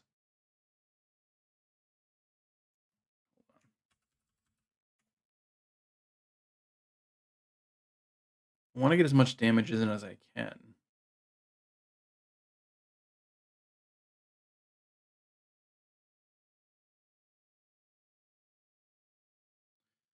Five, 6, they go to 4. Yeah, I think I do kill this first.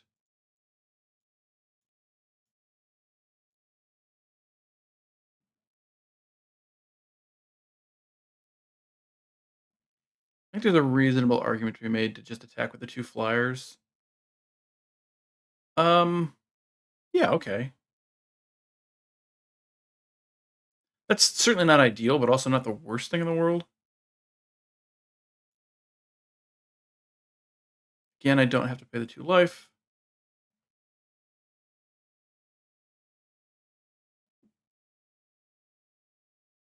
Yep, move to combat. 1, 2, 3.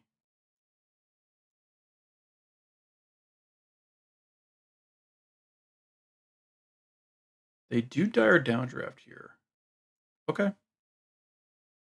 2, 3, 4, 5. I think I put it on the bottom at this point.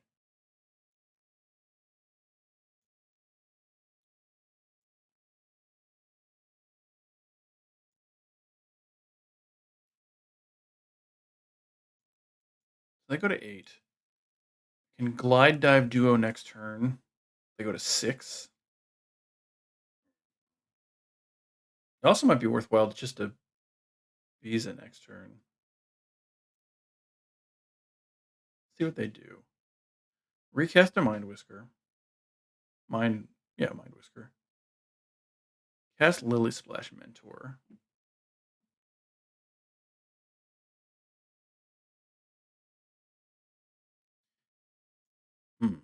Interesting.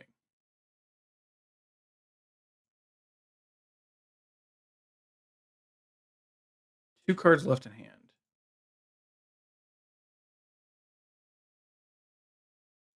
Means I would get to draw a card if I Beza. See what we get. 1, 2, 3, 4, 5, 6. 4, 5, 4, 5, 6. So I could Bone Bind Orator and Beza.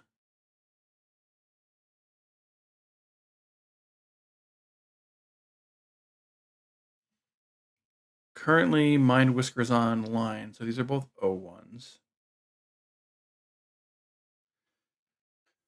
Could also theoretically just Glide Dive Duo. Drain them for 2. I think I'm going to do this.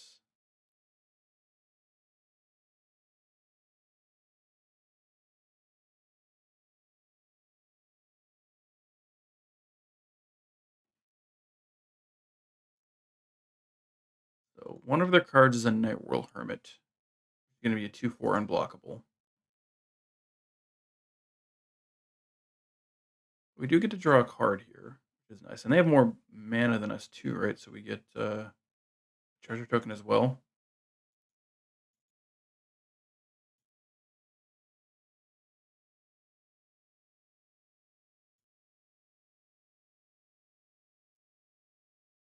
Okay, I think we're just going to say go. 1, 2, 3, 4, 5, 6.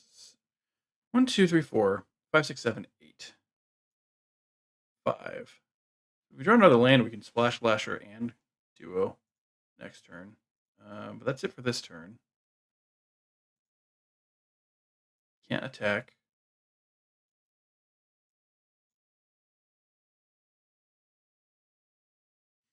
They're going to Surveil. That Mind Whisker is very annoying.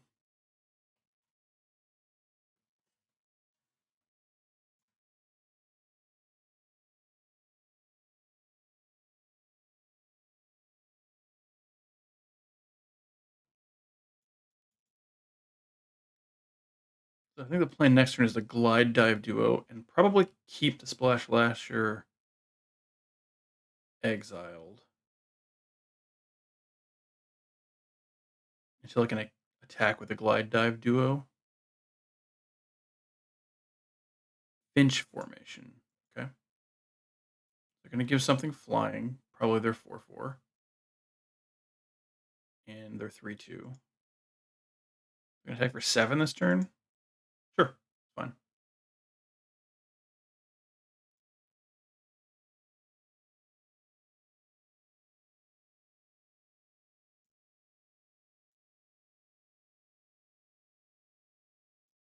Oh, they just give their rat flying twice? Also fine. Okay. No worries.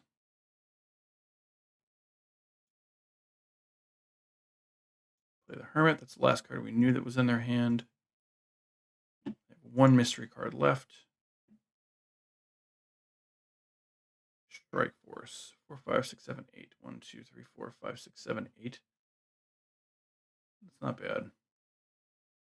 1, 2, 3, 4, 5. Glide Dive Duo.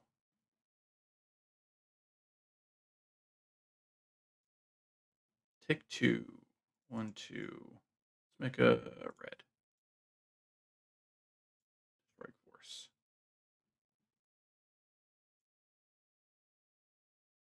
Can't attack still. Say go. So we can tap down the reach creature and stun it.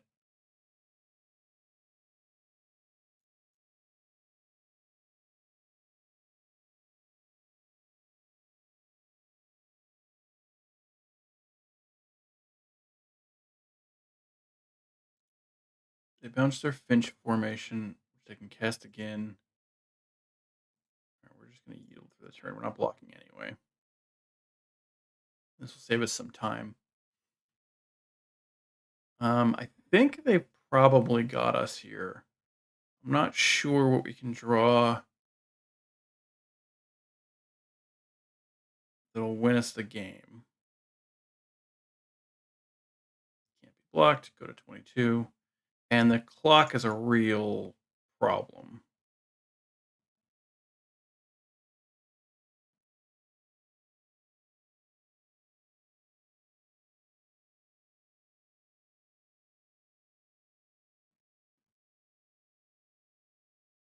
They, right. All right. We can attack in the air.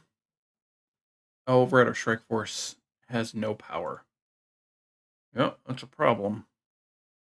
So we attack in the air with our 2/3. They have a 3/3. I don't see how we win this game. If I'm being totally honest. I guess I tap down both of their flyers. They still have a reach creature though. So I tap down their Mentor and the Finch formation. Unfortunately, they can bounce the Finch formation. We can attack with a Glide Dive Duo because we can at least bring that back if it dies, which is like not ideal, but might be our only out here.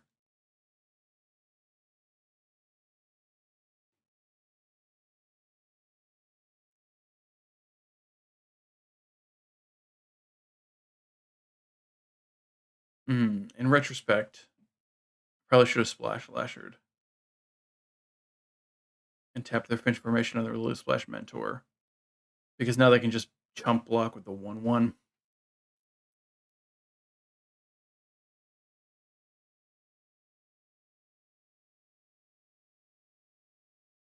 Although I suppose if they do that, then next turn I can actually get in with a Glide Dive Duo.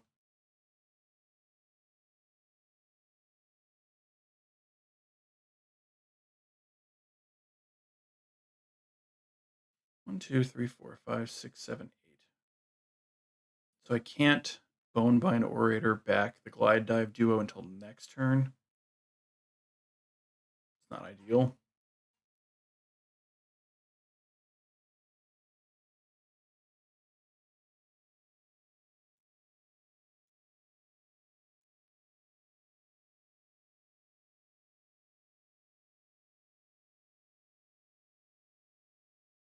They do kill it.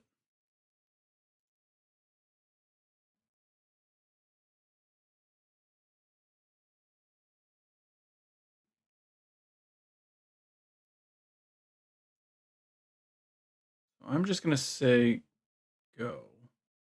Maybe I should have played the Plains, actually. I guess there's no real reason to keep it in hand at this point.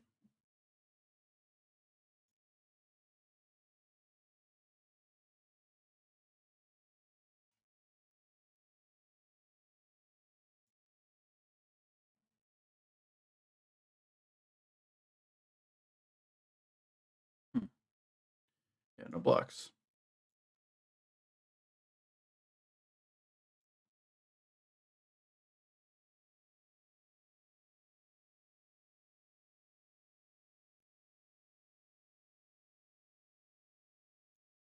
Bounce the Finch formation. Makes perfect sense. I'm just going to do this now.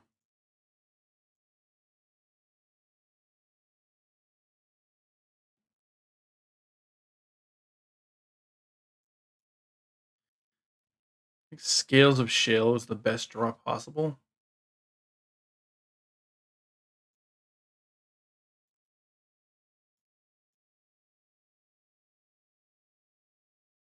Although I don't think that wins us the game either, so maybe it doesn't really matter. 1, 2, 3, 4, 5, 6. Still costs 7.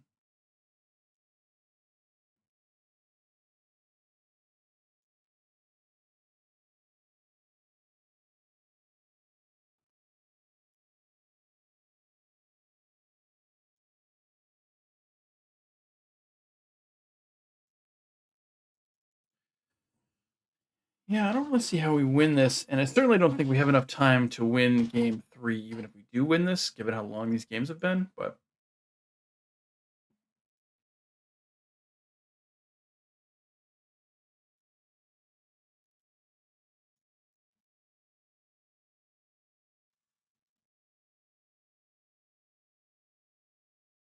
you get in 3.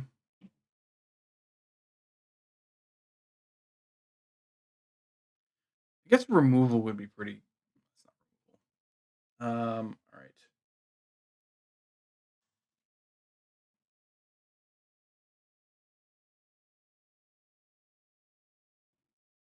Move to combat.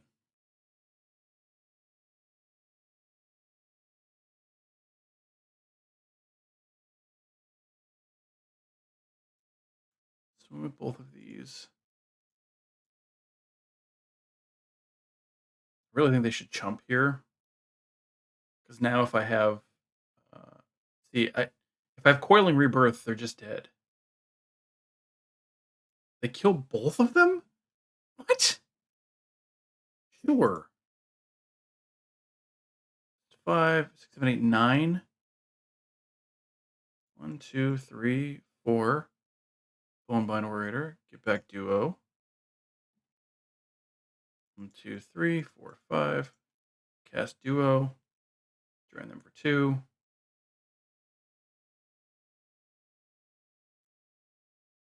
Yield through their turn.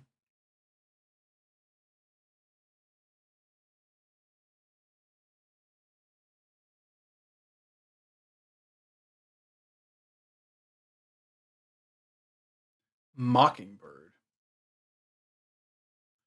Yeah, it's a pretty good one. Go back up to 4. They get in.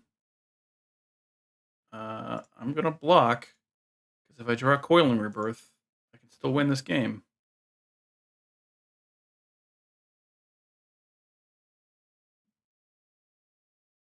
Don't draw a Coiling Rebirth.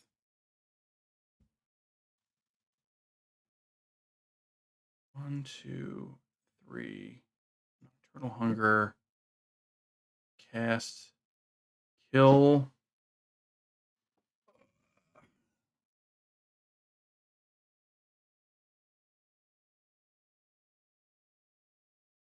I don't think I get. Oh, I guess it's this. Uh, I have 1, 2, 3. This casts 5. I can tap down 2 of their things. They take 2 here. That's not enough to kill them. I need to do it next turn.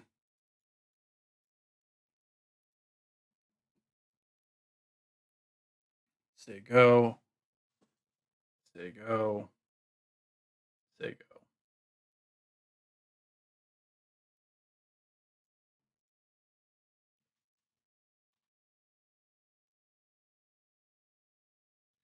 Three, 6, 9. No blocks.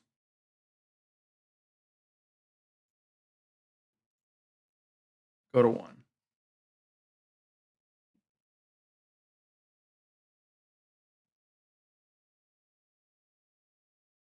Calamitous Tide. Yeah, that's just going to be game. Unless I draw Coiling Rebirth exactly. I don't.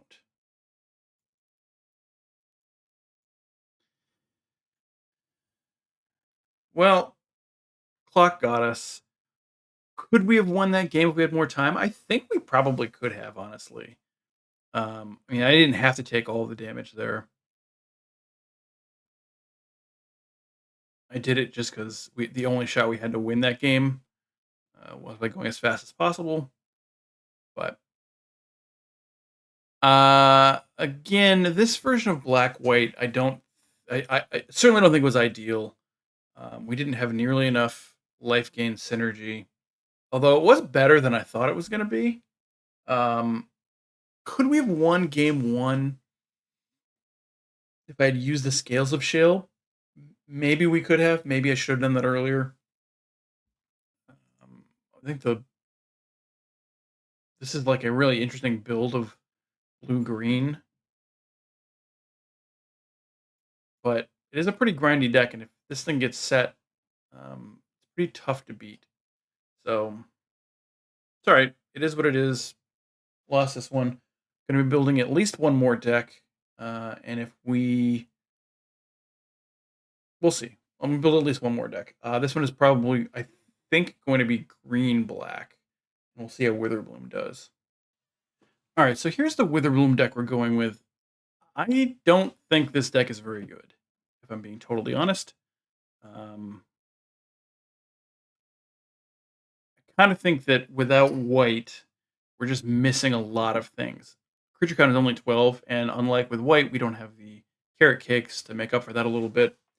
We'll see. We'll see how this goes. I'm pretty down on this version of the deck, but we'll see. We'll see how we end up. We have some top end that I do like. Coiling Rebirth, the buyback Trigger duo is really interesting. But again, with a low creature count, I'm a little hesitant to say that this is going to do particularly well. But we'll see how it goes.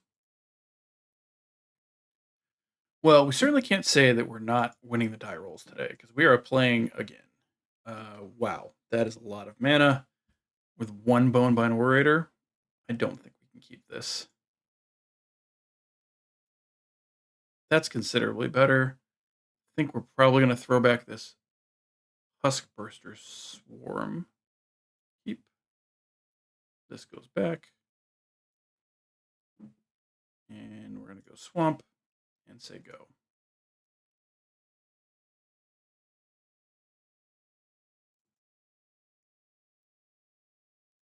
They also play a Swamp, sure. Hunter's Talent's a great draw. Cast this Orator.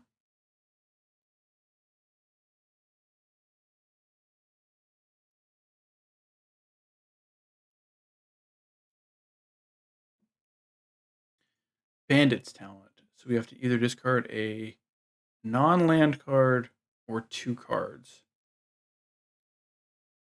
That is unfortunate. I think it's Cruel Claw's Heist. Like, we want a Daggerfang Duo into Hunter's Talent, so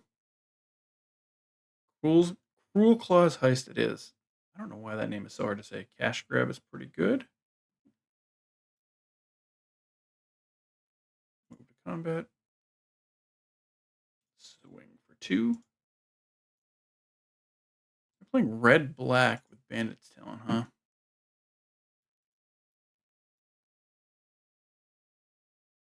Yes, I would like to mill 2 cards. Mill over Nocturnal Hunger and a Forest.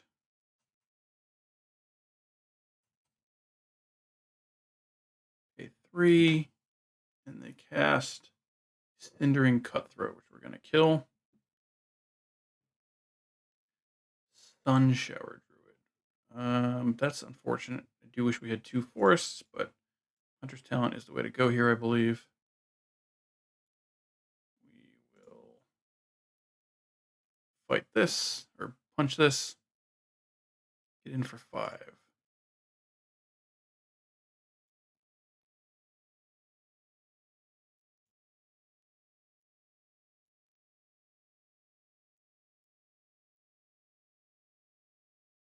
There you go.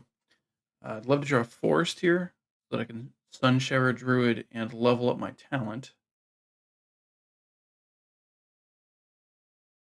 Teapot Slinger, sure. Or a removal spell would also be great.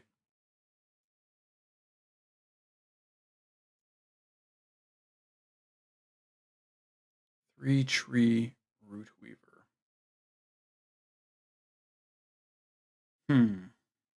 All right, well, I think we just cast 3 Tree Root Weaver and say go. Do I want to attack with a Daggerfang Duo?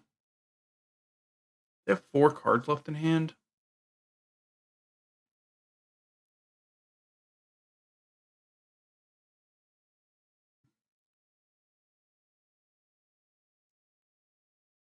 I think I do want to attack. I'm okay with this trade if they want to make it. They decide not to trade. That makes sense. I think keeping them resource light is good for us, and if they don't want to trade, obviously they just take 3. So pay 4. So we're gonna take 2 here, unless they're just Alana's Pathmaker. Sure, so they exile.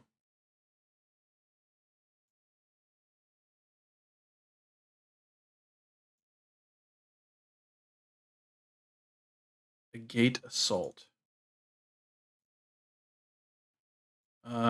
Yeah, that's pretty good. 3 mana, they can deal 4 damage to a creature and exile it. That's not ideal.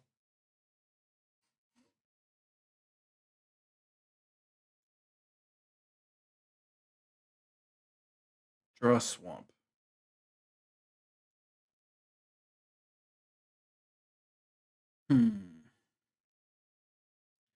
So I guess we cash grab. Start there.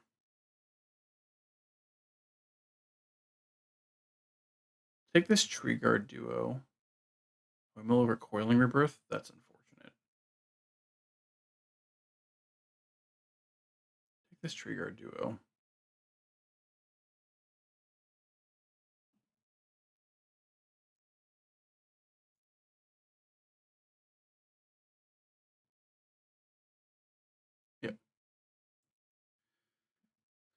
Can't cast it this turn.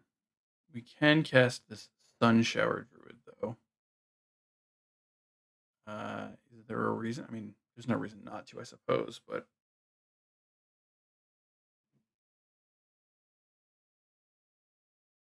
can't attack with the Orator anyway. With a counter on this, doesn't really matter.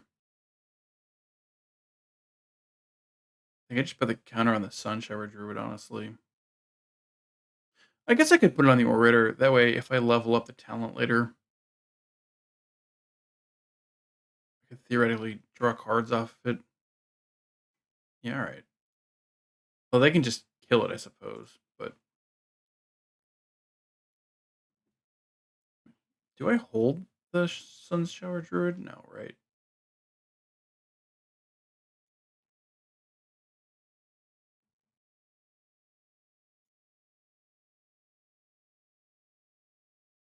Could also just level up my talent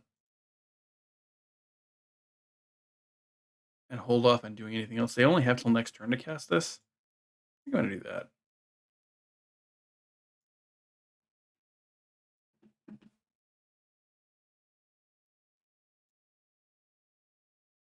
Presumably they kill this or they lose it, and I'm fine either way. I mean, not fine. Obviously, I prefer they didn't kill this, but we'll see what they do.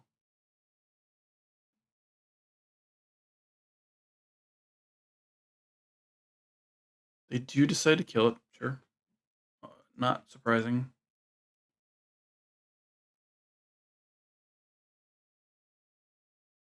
And they Rabid Gnaw my Root Weaver. So that's fine. Swing it for 4.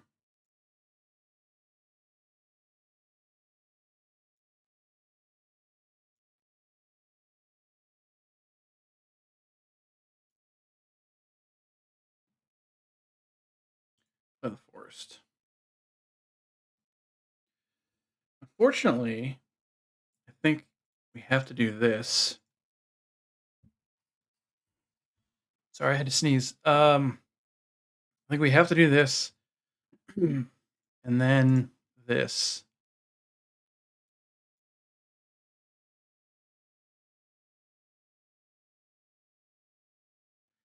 And then just say go. Hope they can't remove our 4/5. They can remove our 4/5. We're in a lot of trouble. We're already going to be taking damage from the Bandit's talent. Also pretty bad. We go to 9. We go to 7 next.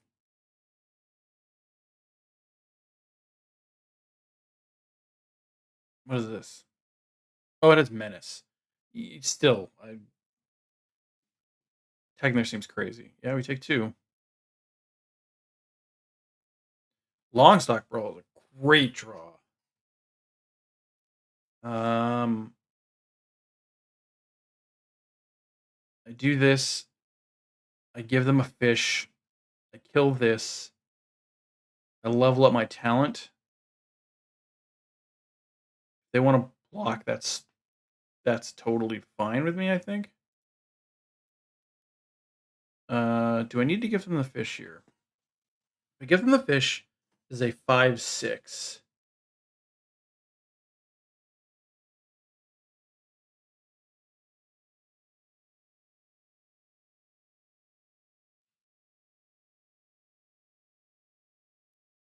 If I don't give them the fish, I guess it doesn't really matter either way, right? I mean, it's either they have a fish or they don't.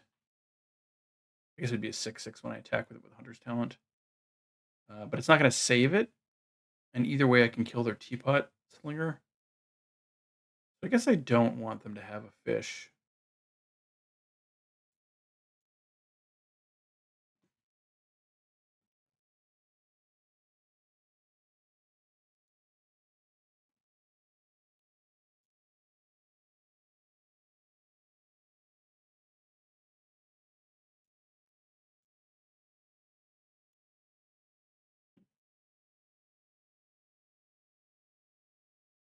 I don't think they're going to want to trade, but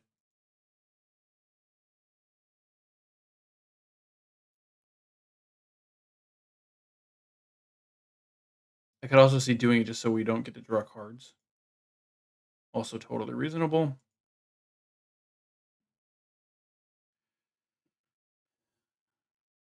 So I'm just gonna eat this food. There you go. Maybe I shouldn't have attacked there. Maybe I should have just drawn the cards.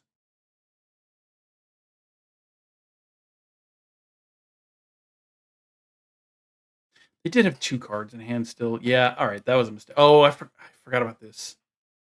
They can buy something back.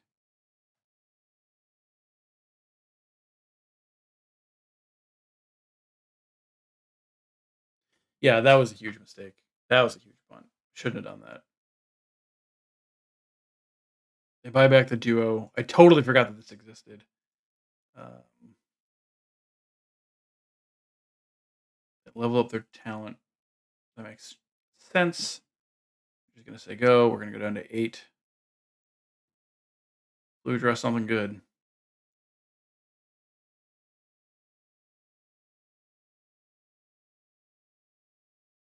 Starscape Cleric is probably not going to do it.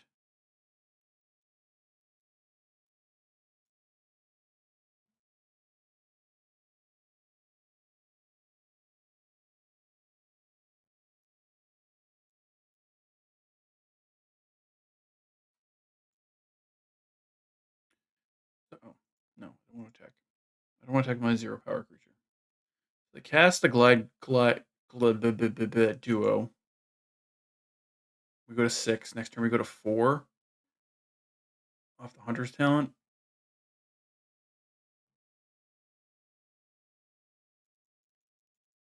Yeah, attacking there was a huge punt.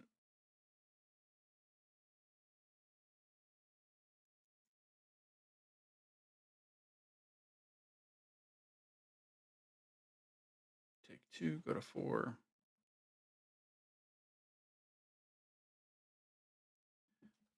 Forest.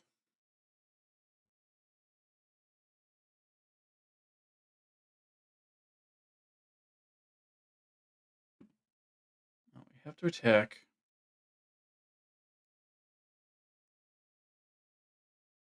Can't imagine they block here.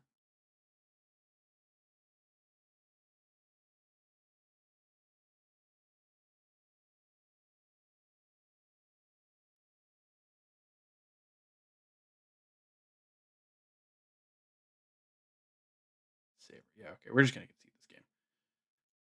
Is what it is. That was my fault. Should not have attacked there. Totally forgot they had the Mudflat Village even on their side of the board. Totally overlooked it.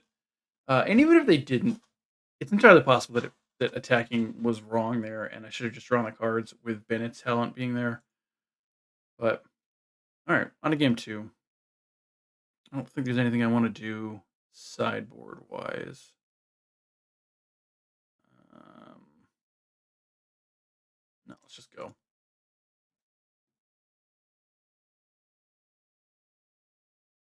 Back as soon as the game starts. All right, let's see if we can redeem ourselves. And by ourselves, I mean myself. Be on the play again. This seems totally reasonable. Let's keep this.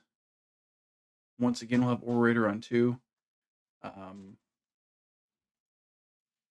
sure if I'm going to make another deck for next, or if I'll go back to the white-green one, the one that actually worked, to see if it was good enough to keep going.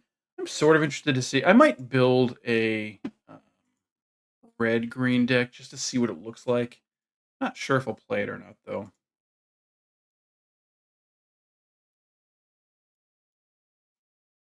For now, ready to Orator on 2. Do they have a 1-drop? They do not. Draw another land.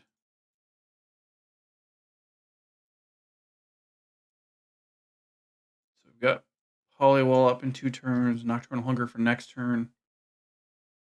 What do they cast? They just savor my creature. We do want it dead for later, but that's not exactly the creature I would have opted to draw if given the choice.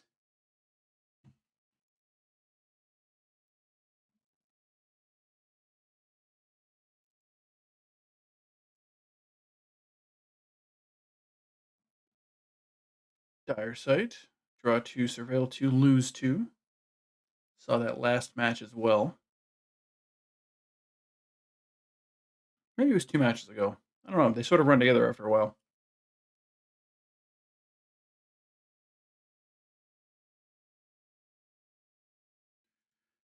All right. They put both on top. They draw both of them. Nope, that's not true. They put a swamp in the graveyard and then drew 2. They kept the other one. Moose is a good draw. Can't do anything with it now, but we get to hold up both Nocturnal Hunger and Polywallop. I like that. I'm just going to swing for 1. No reason not to. Not using that mana for anything. There you go. Don't want to yield through their turn this time, since we're probably going to cast Nocturnal Hunger or Polywallop. Probably Nocturnal Hunger if I had to guess.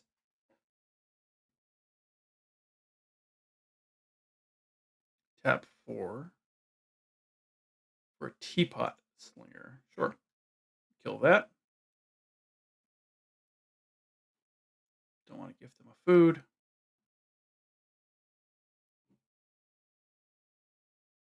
There you go. Longstock Brawl, another pretty good draw. Yield through the turn. Keeping up 6 mana, which is a very telegraphed Galewind Moose.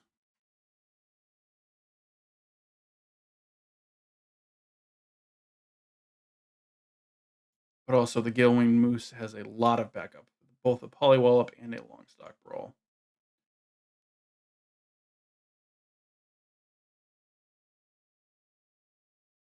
Bandit's Talent. That's annoying. We're going to discard, I think, probably the Polywallop, just because it's more expensive.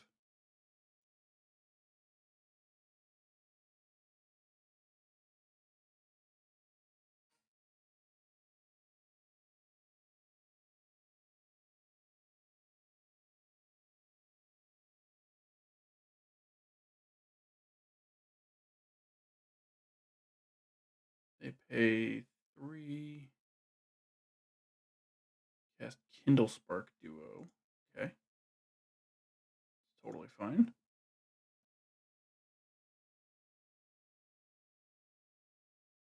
Can't level up their talent yet.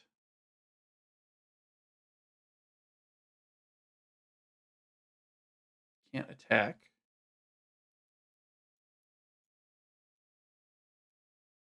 Moose is on the loose.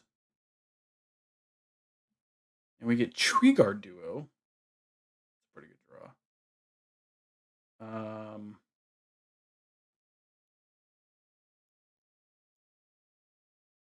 Just going to cast it.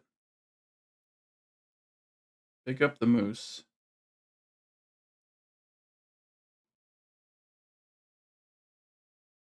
Swing in for 9.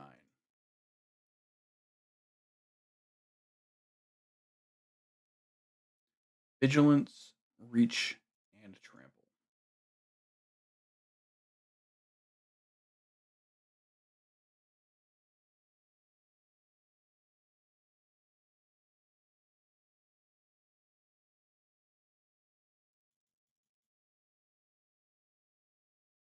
Deal a damage. I assume this means they have a kill spell.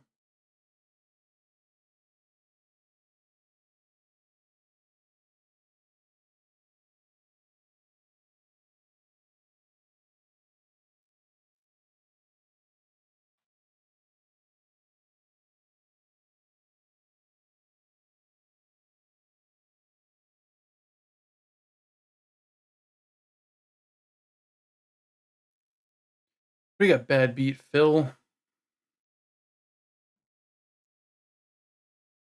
Playful Shove. To me. Untap, draw a card, deal a damage.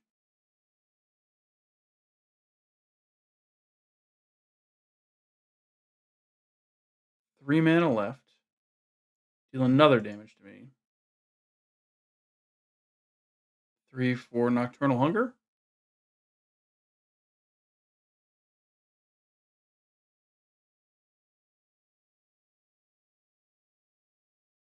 Consumed by greed. Target opponent sacrifice a creature with the greatest power among creatures they control. If the gift was promised, return target creature card from your graveyard to your hand. Yeah, that's pretty good. So we're gonna have to sacrifice our moose. The moose is no longer on the loose, but we can get it back. So that's not the worst thing in the world. Take a damage. Sack the moose.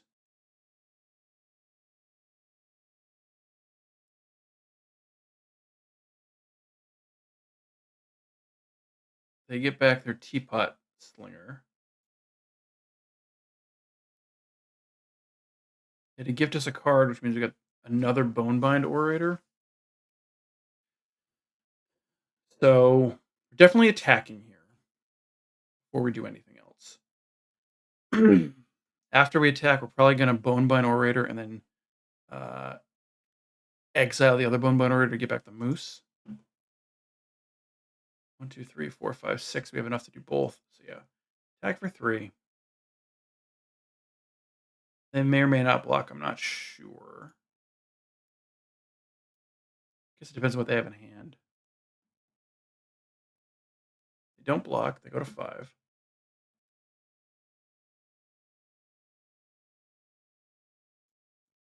Cast Bonebind Orator.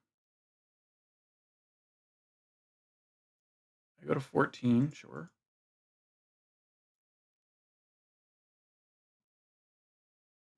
I think that I would probably like to draw a land here so that I can Moose and Longstock Brawl.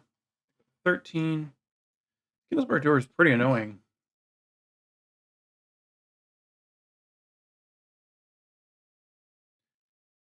Psychic Whirl. Yep, that's pretty annoying too. Discard 2 cards. Yeah. Can't cast. I mean, I could cash grab. I don't think I want to, though. I think I'd rather get the moose back.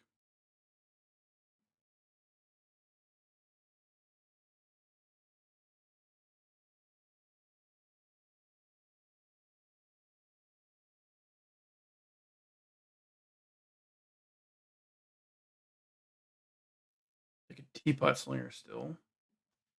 And they have a bunch of unknown cards in hand. They decide to eat their food.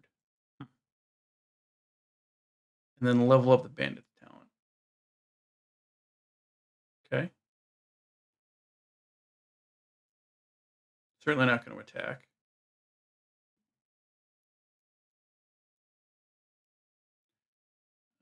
Bonebind Orator. Get back our moose. I'm going to take 2 damage here. Go to 11. Hunter's Talent.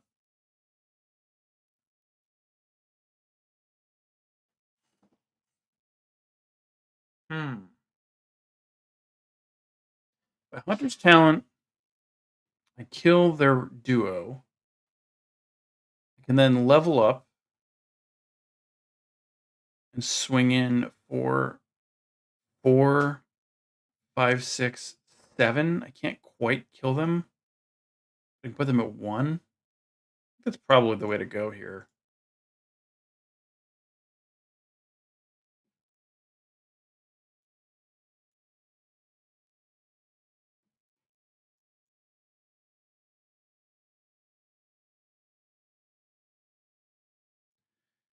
Get Kindlespark Duoed, that makes sense. I'm gonna level this up.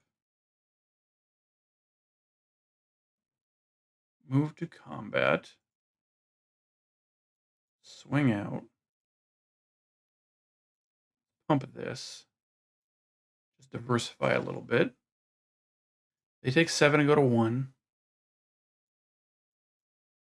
They have 4 cards in hand. It's not impossible that they can stabilize here, but they need to do multiple things.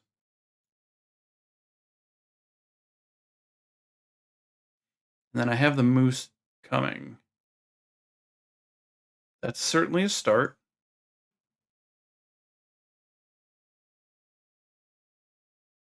They need 2 creatures now. They don't get, so I should be good. Yep. Alright. Alright, on to game 3. Alright, I think we're gonna keep this play Mr. Thilder on 1. I don't love not having a 2-drop, but, I do think Mistbreath Elder gets worse in non-green-blue decks. There are fewer things in other decks that you want to bounce every turn. But playing it here, I mean, bouncing Tree Guard Duo isn't the worst thing in the world, I suppose, but that's pretty far off. Uh, okay, we would like to not use the ability. Don't love drawing another land here, but we'll get back. Ugh.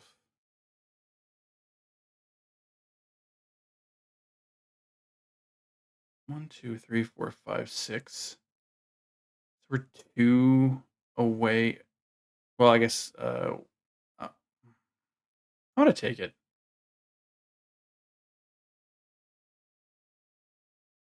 No, I'm not. That's ridiculous.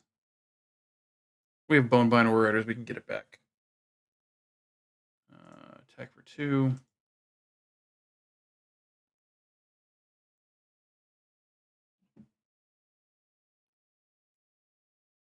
Unless we have a creature we can play now. They cast. Is it the lizard? Tempest Angler. I did not see that coming. Not allowed to use the ability. We do get the Bonebind Orator. Interesting.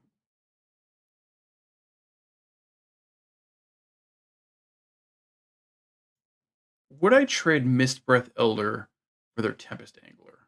Is the question. I actually think that I would. I don't expect them to block here, if I'm being totally honest. But if they do block, I think I'm okay with killing it now.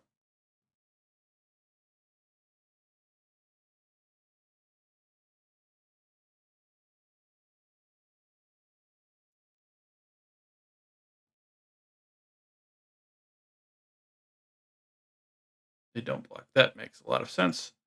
So we're going to pay 2, Bonebind Orator. I'm fine with the Bonebind Orator dying. If they attack, probably going to block. Maybe not. I don't know. We'll see what happens. Pay 4, Pathmaker, sure. 2, 3, 4, 5. All right.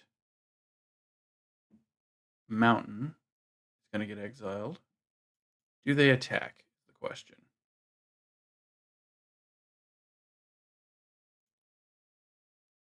They do not.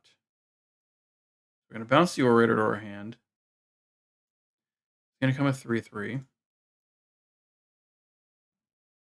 Draw yet another land, which is not what we're looking for. But we can do this now, which is sort of interesting.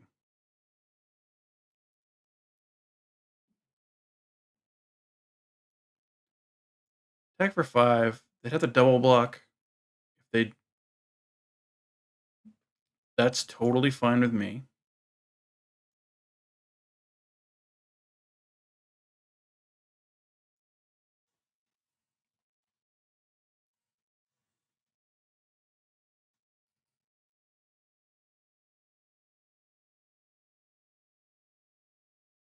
A Gateblade Assassin and Whisker Quill Scribe. That's the one where if it is targeted, they get to rummage. Yeah. Hunter's Talent is a great draw. Well, we're gonna kill probably this. The 1/3 butt is very annoying.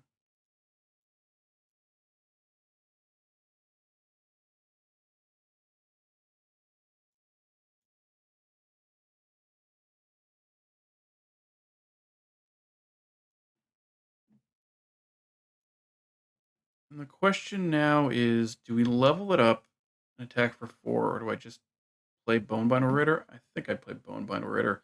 Or do I play 3-tree Root Weaver, actually? Regardless, I'm not leveling it up. I'm just going to attack. Can't imagine they block here unless they have a trick of some sort. I'm going to play the Root Weaver, I think. Get as much mana out there as possible.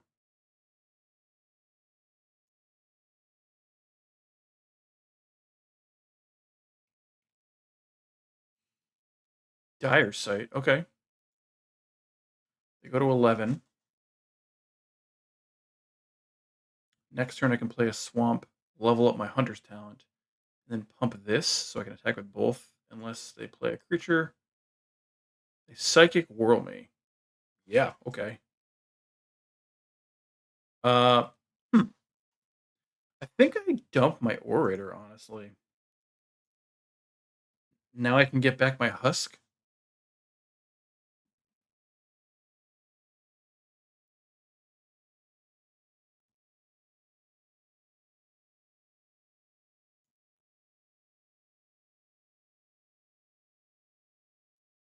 Play a Swamp. Level this up.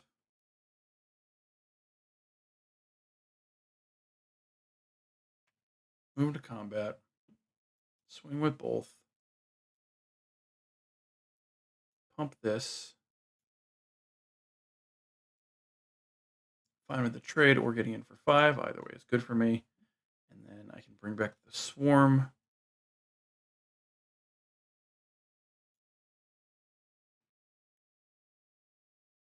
Oh, it does gain trample. Did I punt earlier because I didn't think that gave trample? In an earlier game, I may have. I do wish that I could read the entire card. I understand why I can't, obviously, but I do have a Mudflat Village, so they can get something back. Anything in their graveyard I'm worried about? I don't think that there is. The Pathmaker, maybe? The Assassin's whatever. Teapot Slinger is fine. Actually, can they even get that back? I don't think they can. Raccoon. This does not get back Raccoon, so it's just the... Oh, they can't even get back that. I guess it's just the Gateblade Assassin they can get back. They do have 3 cards in hand. We'll see what they do.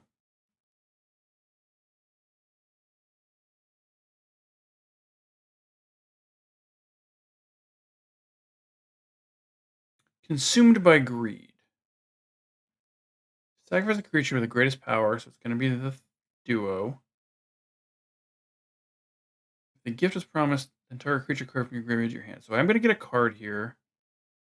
This is fine.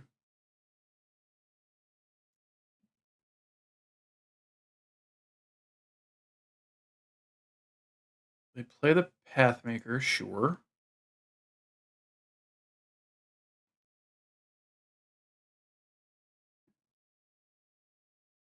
Exile Stargaze. Okay. Sure.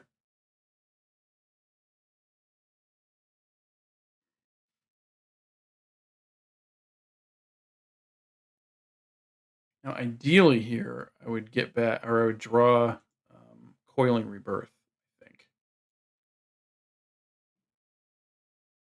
Can't attack. 2, 3, 4. Bonebind Orator to get back my Swarm.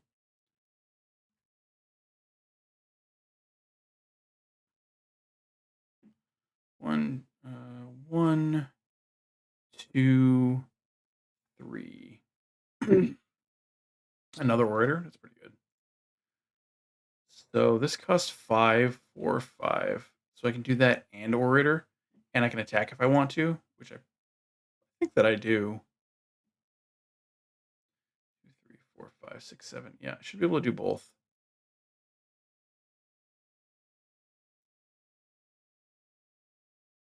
Let's keep the pressure up.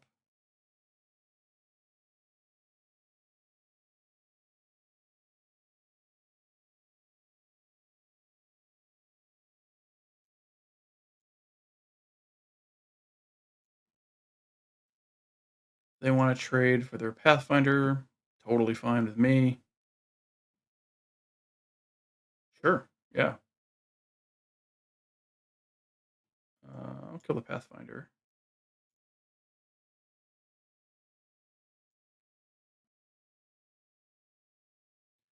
So this should now cost 4. I already put a land this turn. 1, 2, 3, 4. 1, 2. Say go, and what have you got?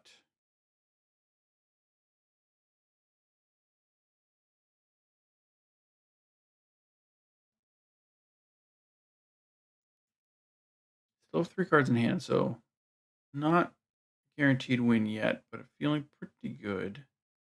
They playful shove. I assume hitting me. First, they get to rummage. Discard a swamp. Draw a card.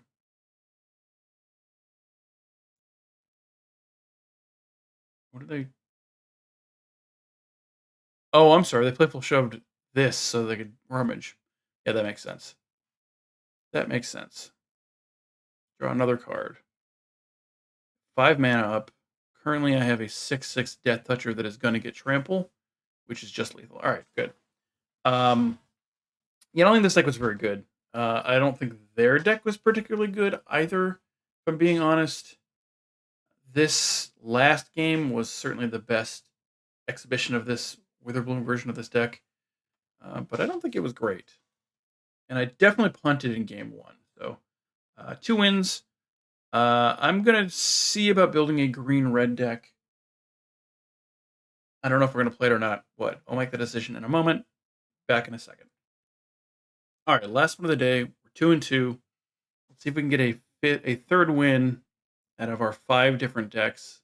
We did end up going with green red.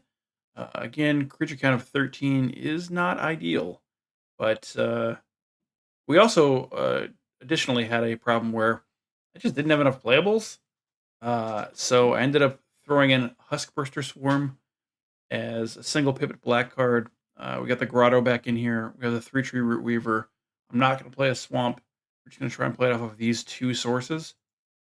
Is that a good idea? Probably not, but we were a little short. It was either that or Fiberglass Mentor, which seemed like a much worse option. Although, now that I think about it, I suppose we could just, instead of playing this, could play a Pawn Prophet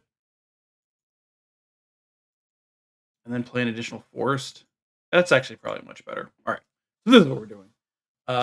Let's see how it goes. Again, we're 2-2, and if we win the die roll, we've gone first all 5 games. Can we do it? No, we can't. But that's okay. It's a pretty good opening hand, especially on the draw.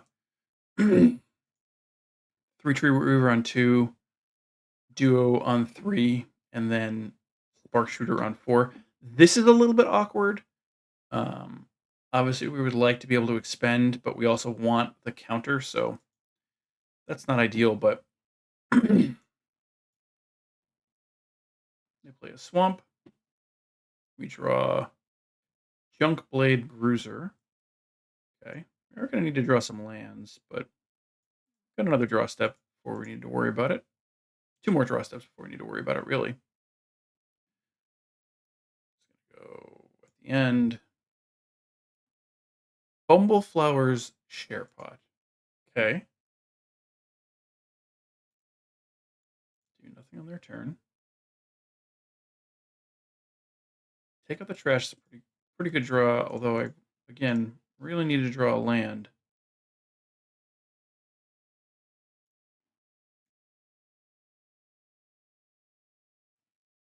Still Roughshod Duo. They Dire Sight. They're playing black-green. Be able to draw 2, lose 2. Seen a number of those today. They had another Bumblepot's Fairflower they put in the graveyard, as well as a forest. Mist Breath Elder. Sigh. Alright, we never drew the land. Gonna cast this Duo.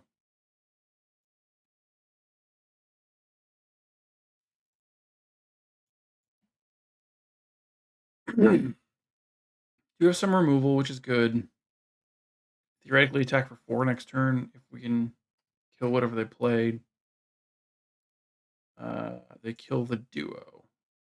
Okay. That's Baker's Bane duo. Like that card a lot. We continue to not draw a land. And also, that's very awkward. We can't Pawn Profit and Mistbreath Elder. But I still think we Pawn Profit here in the hopes of drawing a forest, preferably. Um, although any land is okay, because we can at least take out the trash if we need to. But ideally, we draw a forest here. So we can cast the Mistbreath Elder. We do draw the forest, so Mistbreath Elder. And we're just going to say go. Now we can start bouncing the Pawn Profit and drawing cards, if that's what we want to do.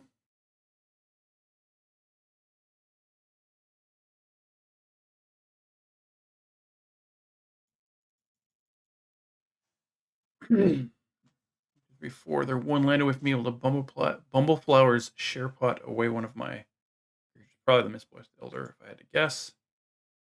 And if that's what they want to do, that's fine. Take their entire turn. They have the mana for it, and they kill my profit.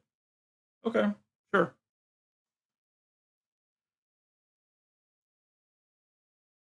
No way they attack here. We're going to bounce the 3-tree.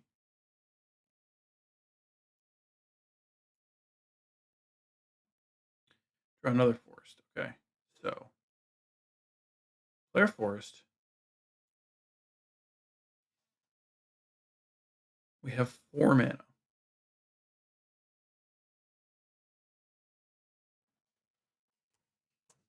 We're certainly going to attack. Doesn't make sense to cast any creature that is not the 3-tree Root Weaver, since it's going to get bounced anyway. But we're going to attack.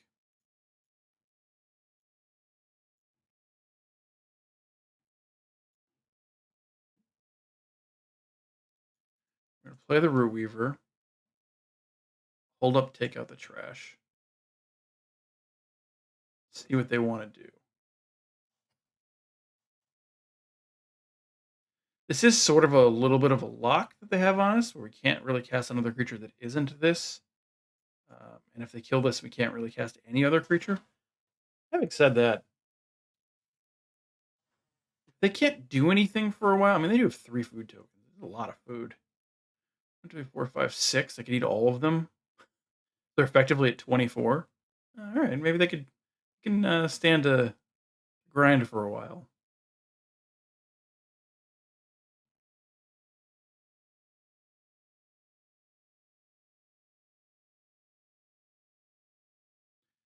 Caretaker's Talent. Whenever one or more tokens you control enter, draw a card. Triggers once each turn. Leveled up, they create a token that's a copy of target token, and level 3 creature tokens you control get +2/+2. That's a little scary.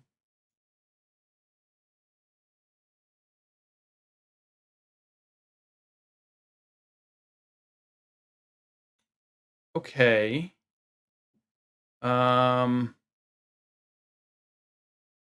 Obviously I'm gonna kill this.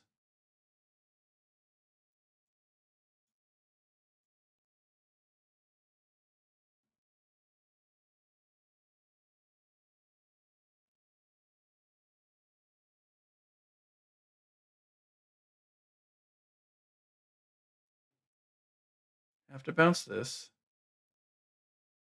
Get a high stride. I forgot that was even in this deck, to be totally honest. Move to combat, swing for 4.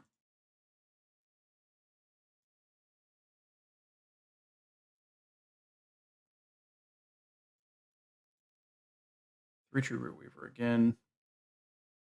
Can't cast anything else. Just say go. If we could draw a land, we could flash in the Moose.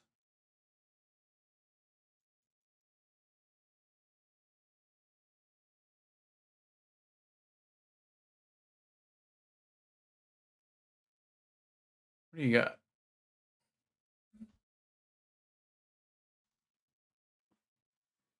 They level up their caretaker's talent. Make a food token, I guess.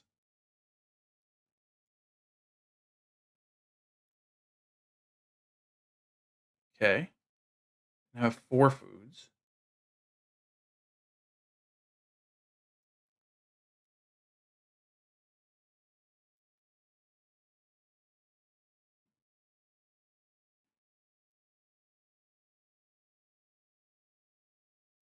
And because they made the token, they get to draw a card. It's about to be a 5/5.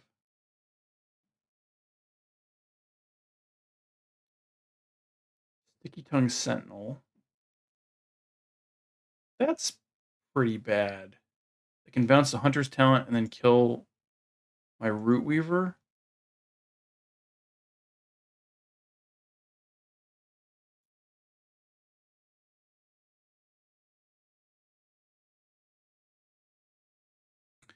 So I can save it with a High Stride.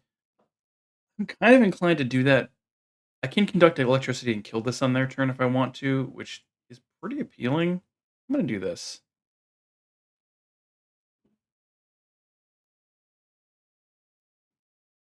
I'm take all my mana for the turn, though.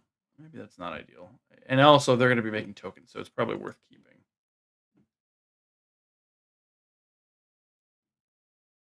This gets bounced. Alana's Pathmaker. That's interesting. Move to combat. Swing with my 5/5.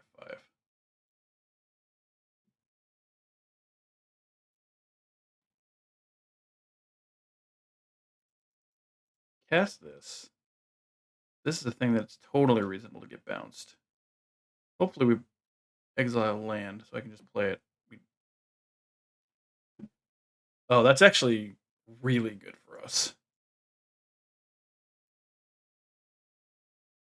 Next turn we can Root Weaver and Sunshower Druid.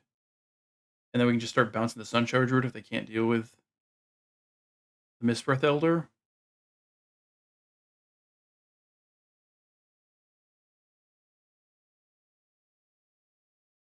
They got a lot of stuff going on up here.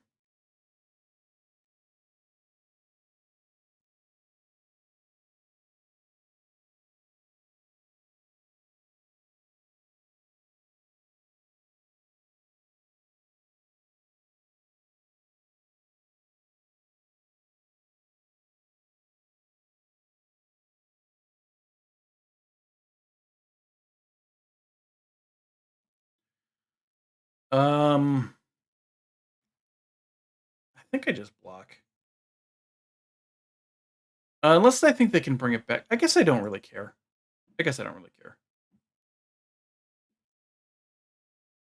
My concern is if they can bring it back. If they have some kind of recursion, that would be a problem.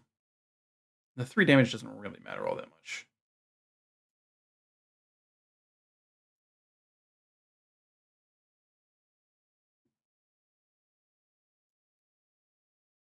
Bounce this. Get a land. That's good. I'm going to attack for 6 before we do anything.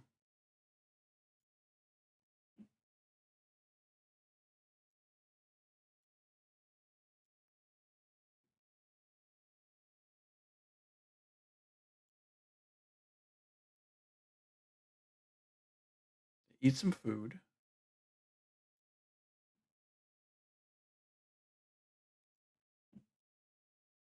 Play this.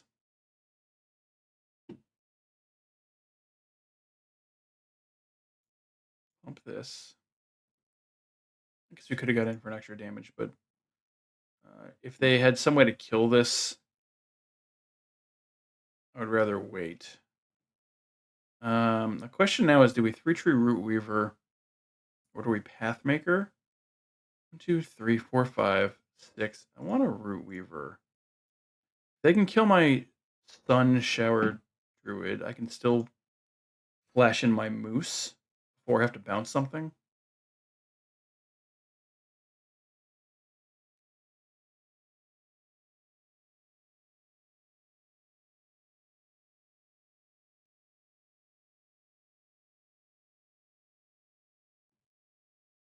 Level up their hunter's talent. Sure.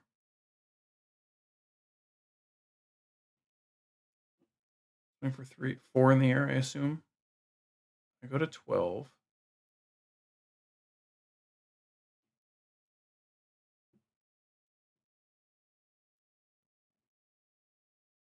They're effectively at 14.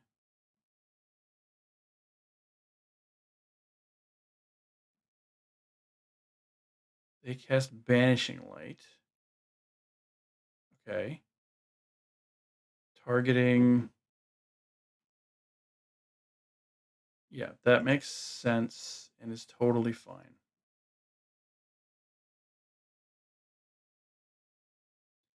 They level up to level 3 and draw an extra card. And yeah, that's good. We're good with this.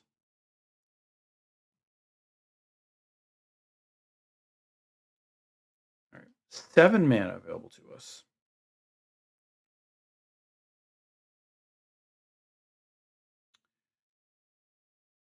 3, 4, 5. Can't do anything there. 4, 8. Need 1 more mana to Spark Shooter and Pathmaker. So I'm just going to say go here and Flesh and the Moose on their turn. Again, incredibly telegraphed Moose, but also doesn't make sense to do anything else.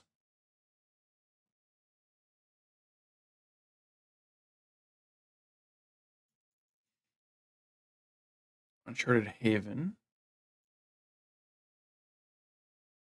And the green shell. That is scary.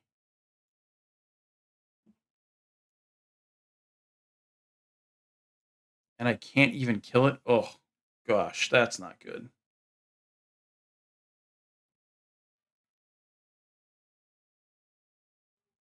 And it's bigger than my Moose now.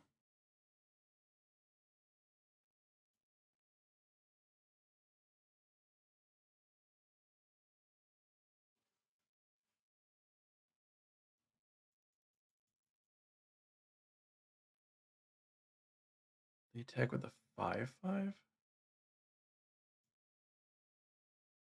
And not the flyer.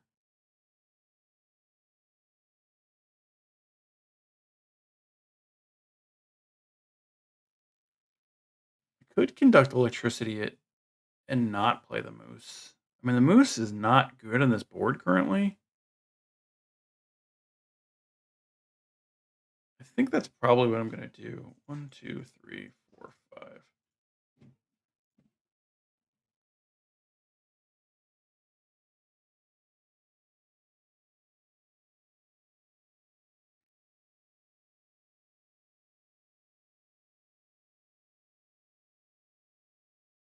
Yeah, they're going to draw a card.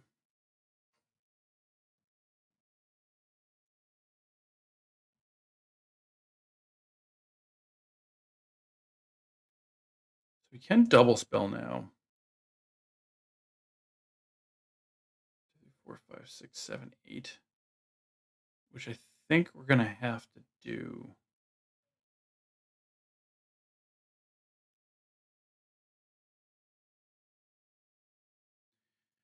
I have a hard time seeing how we're going to win this game.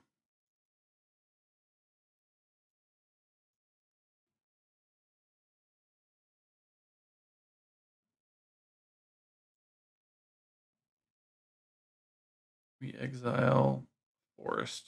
Next turn, we're going to have a land drop.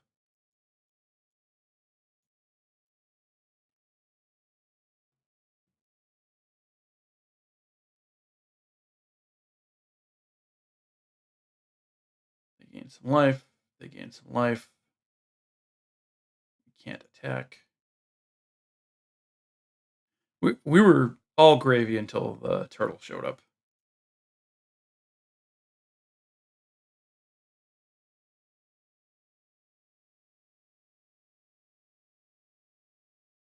Longstock Brawl doesn't help us. Turtle being a 6/8 is so brutal. I mean, I guess I still want to draw Longstock Brawl because at least I can kill the Glide Dive duo. cannot say the name of that card. I only have one food left. Two cards in hand.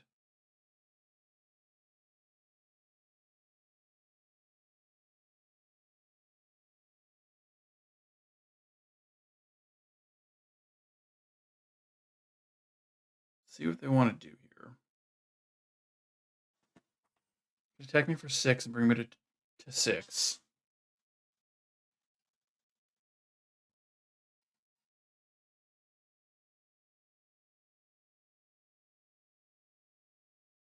Wouldn't be opposed to drawing. I guess Longstock Brawl is probably the best option. Can't kill their turtle with it, but could kill their bat.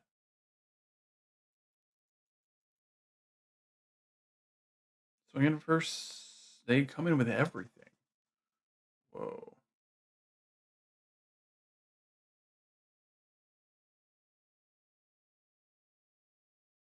That's exactly lethal. And we're 1 power away from being able to kill it. Yeah, that's not good. Well, we're gonna block here.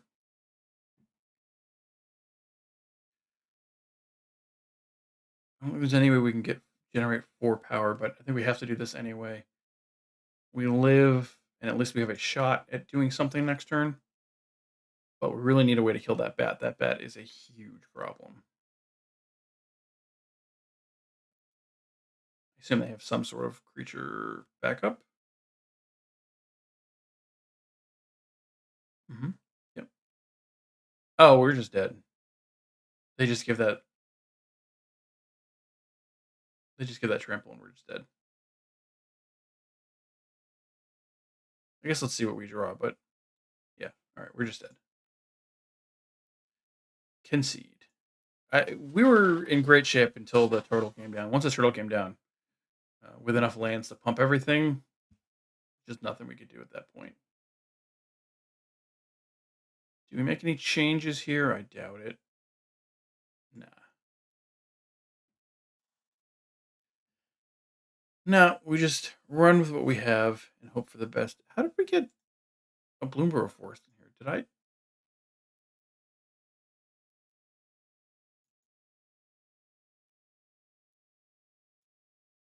I don't want a Bloomburrow Forest. I want white border forests. I like white bordered forests, especially on Magic Online. I think they look nice.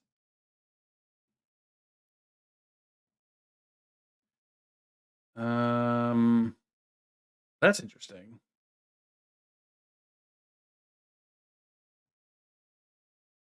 Sure, I'm gonna keep this.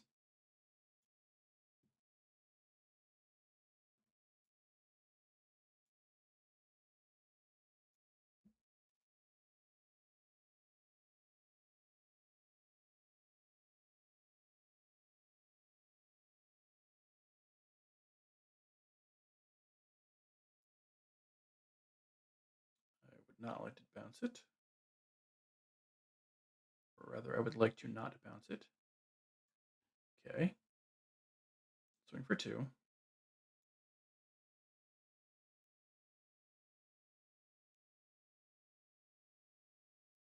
Cast this.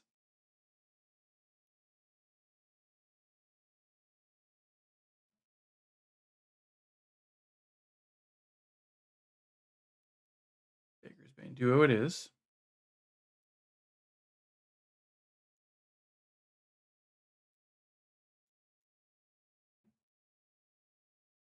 Bounce this.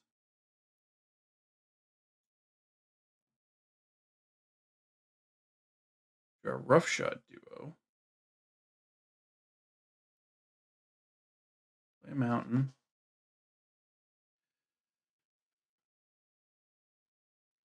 Swing in for 3.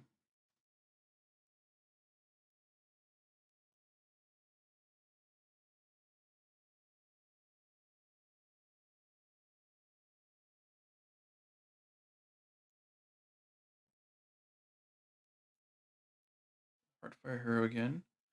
Ideally, we draw a land here, I think.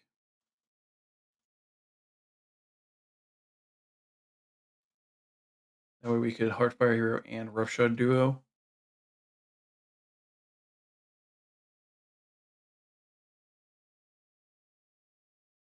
Take two.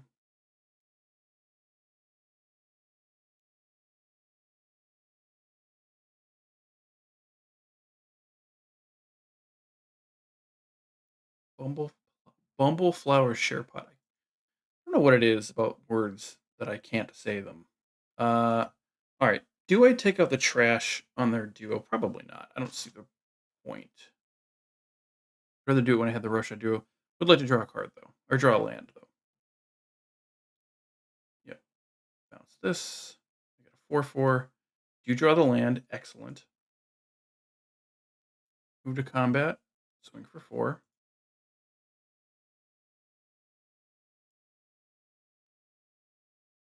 Oh, I'm an idiot. That was foolish of me. I should have done this first. That time I really did miss a point of damage.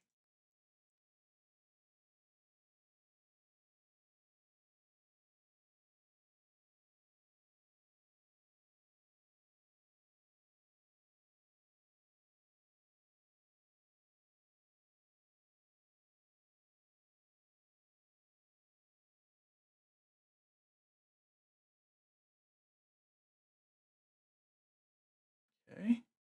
Again, I would like to draw a land here. Bounce you. Excellent. Gonna be less foolish this time.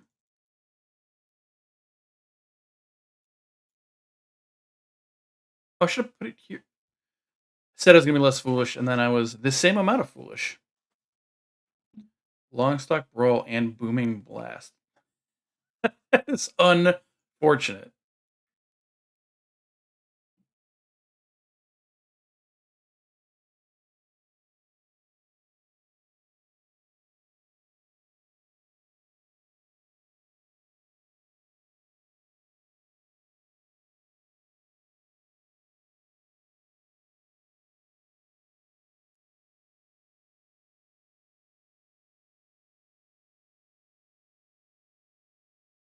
You take 4 off of it though.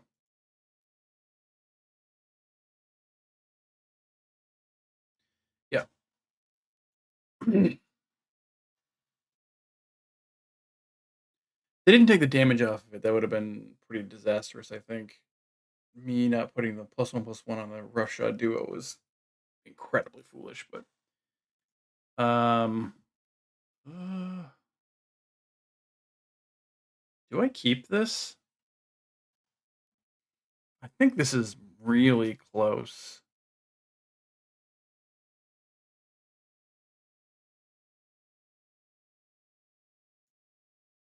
Ugh. I don't think I keep this. I think I mulligan this. This is definitely keepable. And we are going to put back probably a mountain.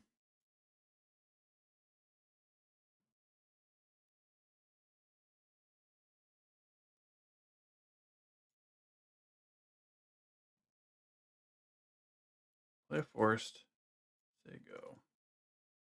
No one drop this time, friend.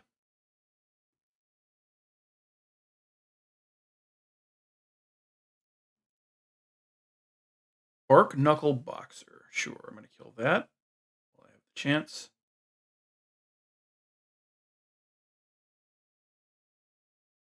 I can't kill that with my Hearthfire Hero, right? Play it to 1/1 at Longstock Brawl, give them a fish. Becomes a 2/2, becomes a 3/3. Not quite big enough to kill it. No. Okay. So then the question is, do I 3-treat Root Weaver here, or do I take out the trash? I think I 3-treat Root Weaver for the mana.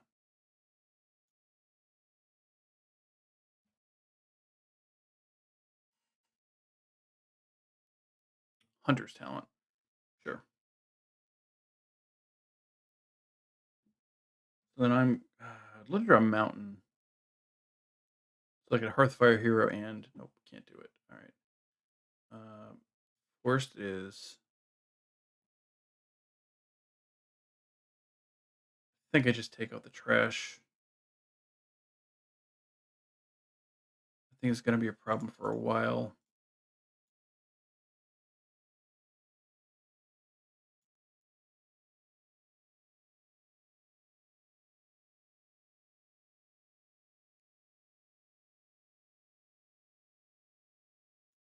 Sticky Tongue Sentinel, sure.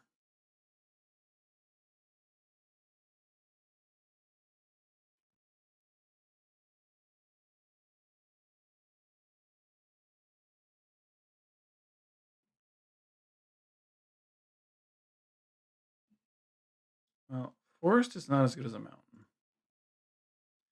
but it is something.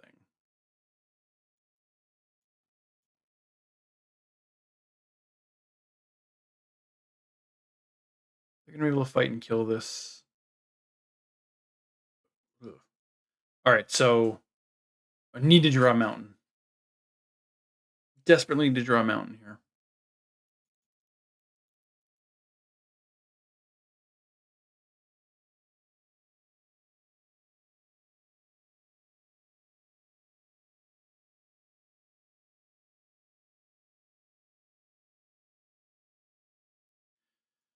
Hunter's Talent, kill the Pathmaker, attack me for 3. Yep.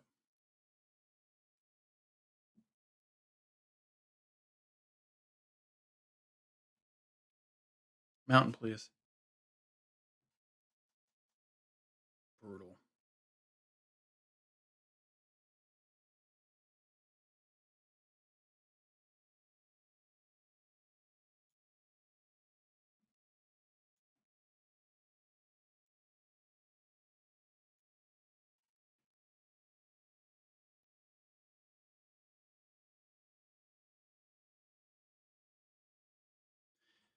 Brutal, brutal, brutal.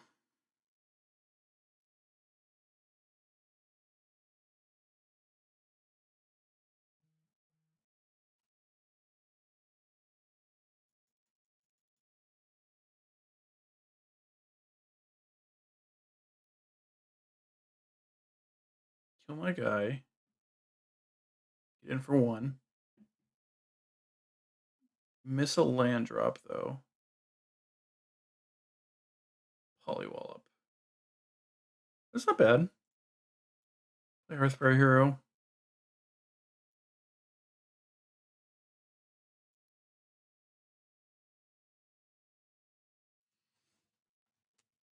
Ideally, they play an X2 here. Uncharted Haven, tap lands. I'm not a fan of Uncharted Haven. I don't really like that card at all.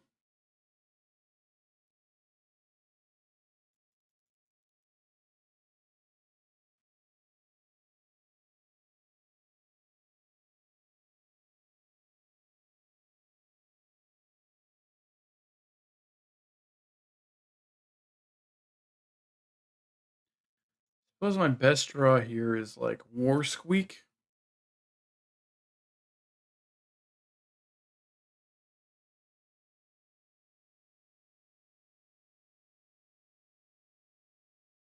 Are they? Oh, they're leveling. Are they leveling up? Or are they casting a new one? Casting a new one.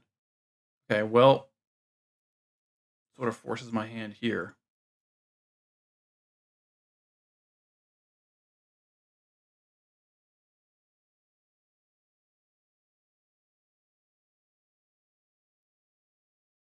Why didn't this get a counter? Am I missing something?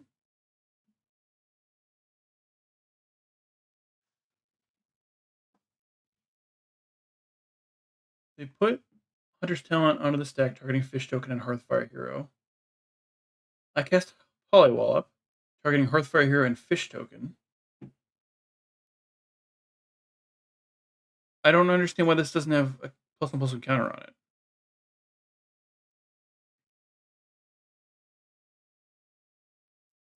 I target it with my Polywallop.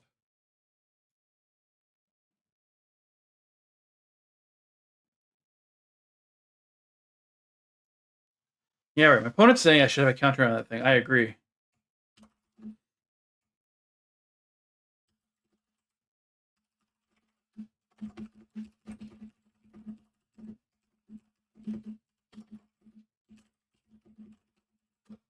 All right, well, move to combat, I guess.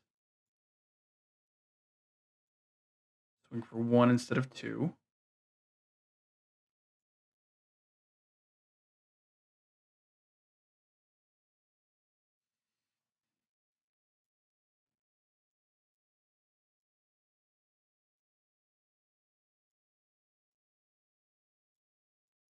can't imagine we win this game. Just don't have enough juice.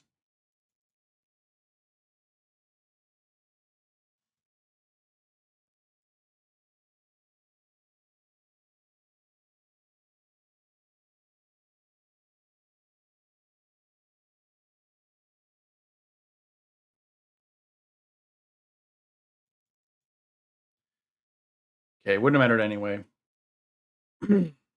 Although I did miss out on what? 1 damage on the attack, then 2 damage here, so 3 damage total.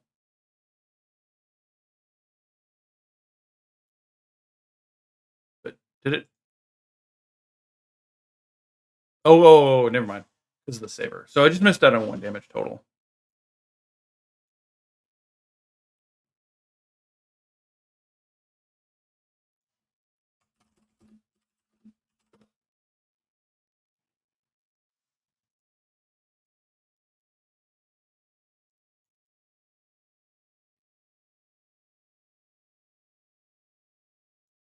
Scrap shooter. Yeah, I think we're in a lot of trouble here.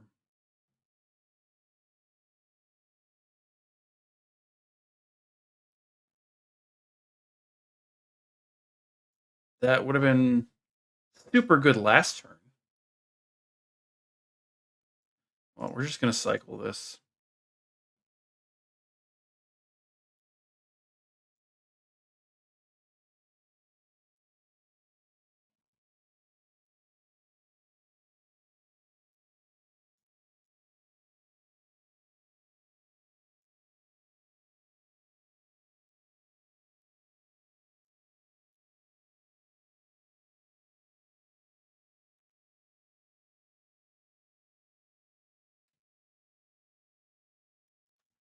Level it up. Probably level the other one up too. No, they don't. So they must have something behind.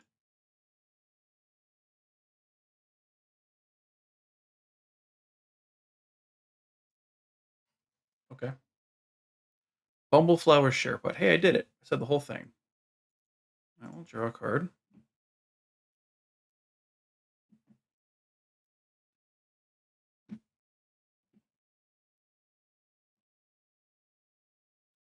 That's not bad.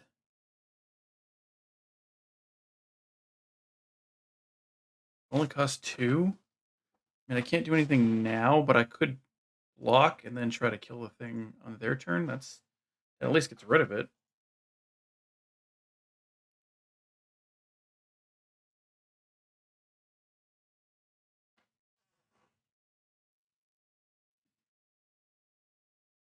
Oh, they can Bumbleflowers Sharepot. So I actually can't even do that. It's taking 5 here.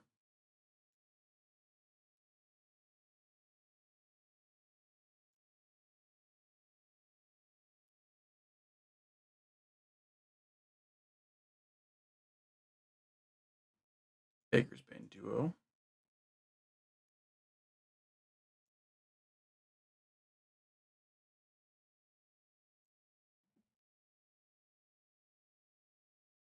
Level up the Hunter's Talent to draw a card. Tough to see how we come back at this point. Now we draw War Squeak.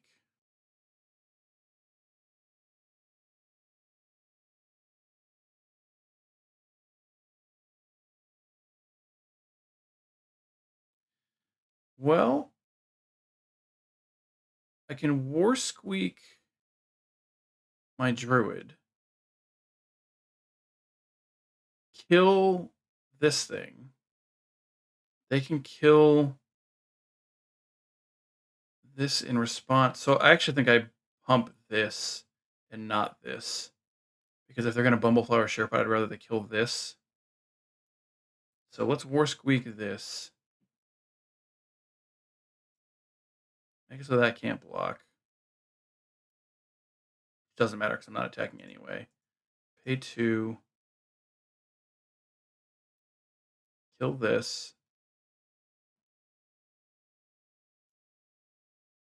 Say go.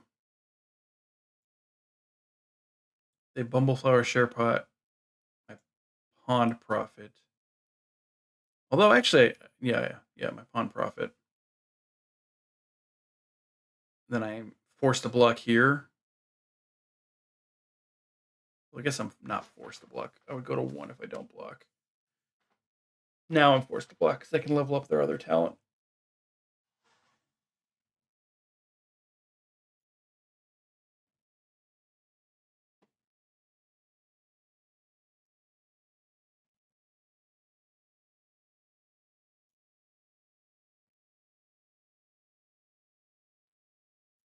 Gotta draw a removal of some kind, I suppose.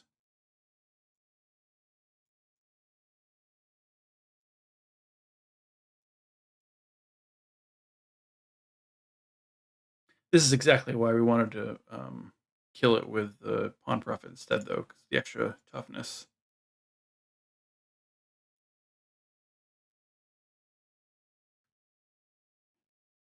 And that's game.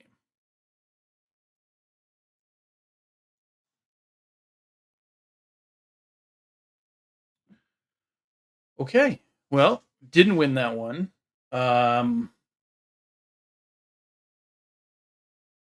Went to a game 3. I think that we really lost that game when we didn't draw the second mountain for the dragon. Had we drawn the second mountain for the dragon, I think we are in pretty good shape in that game, but we didn't. The Polywallop mouse, the Valiant interaction was really weird, and I'm not sure why that didn't work, but it wouldn't have changed anything in the end, so not the biggest deal. Ended up going 2 and 3. We'll do a quick recap in a moment.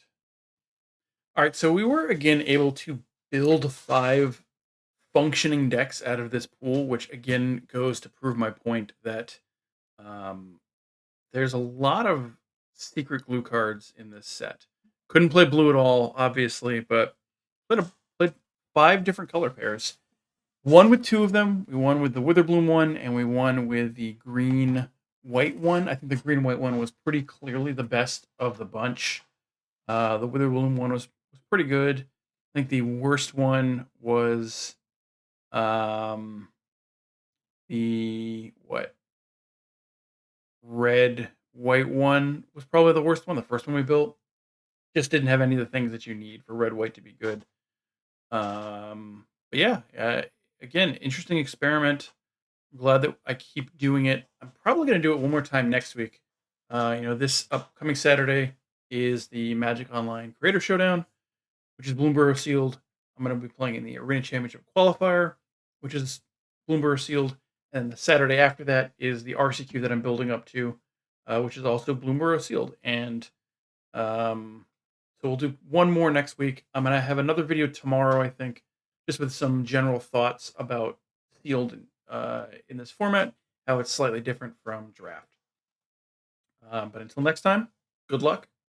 I hope tomorrow's a better day for you.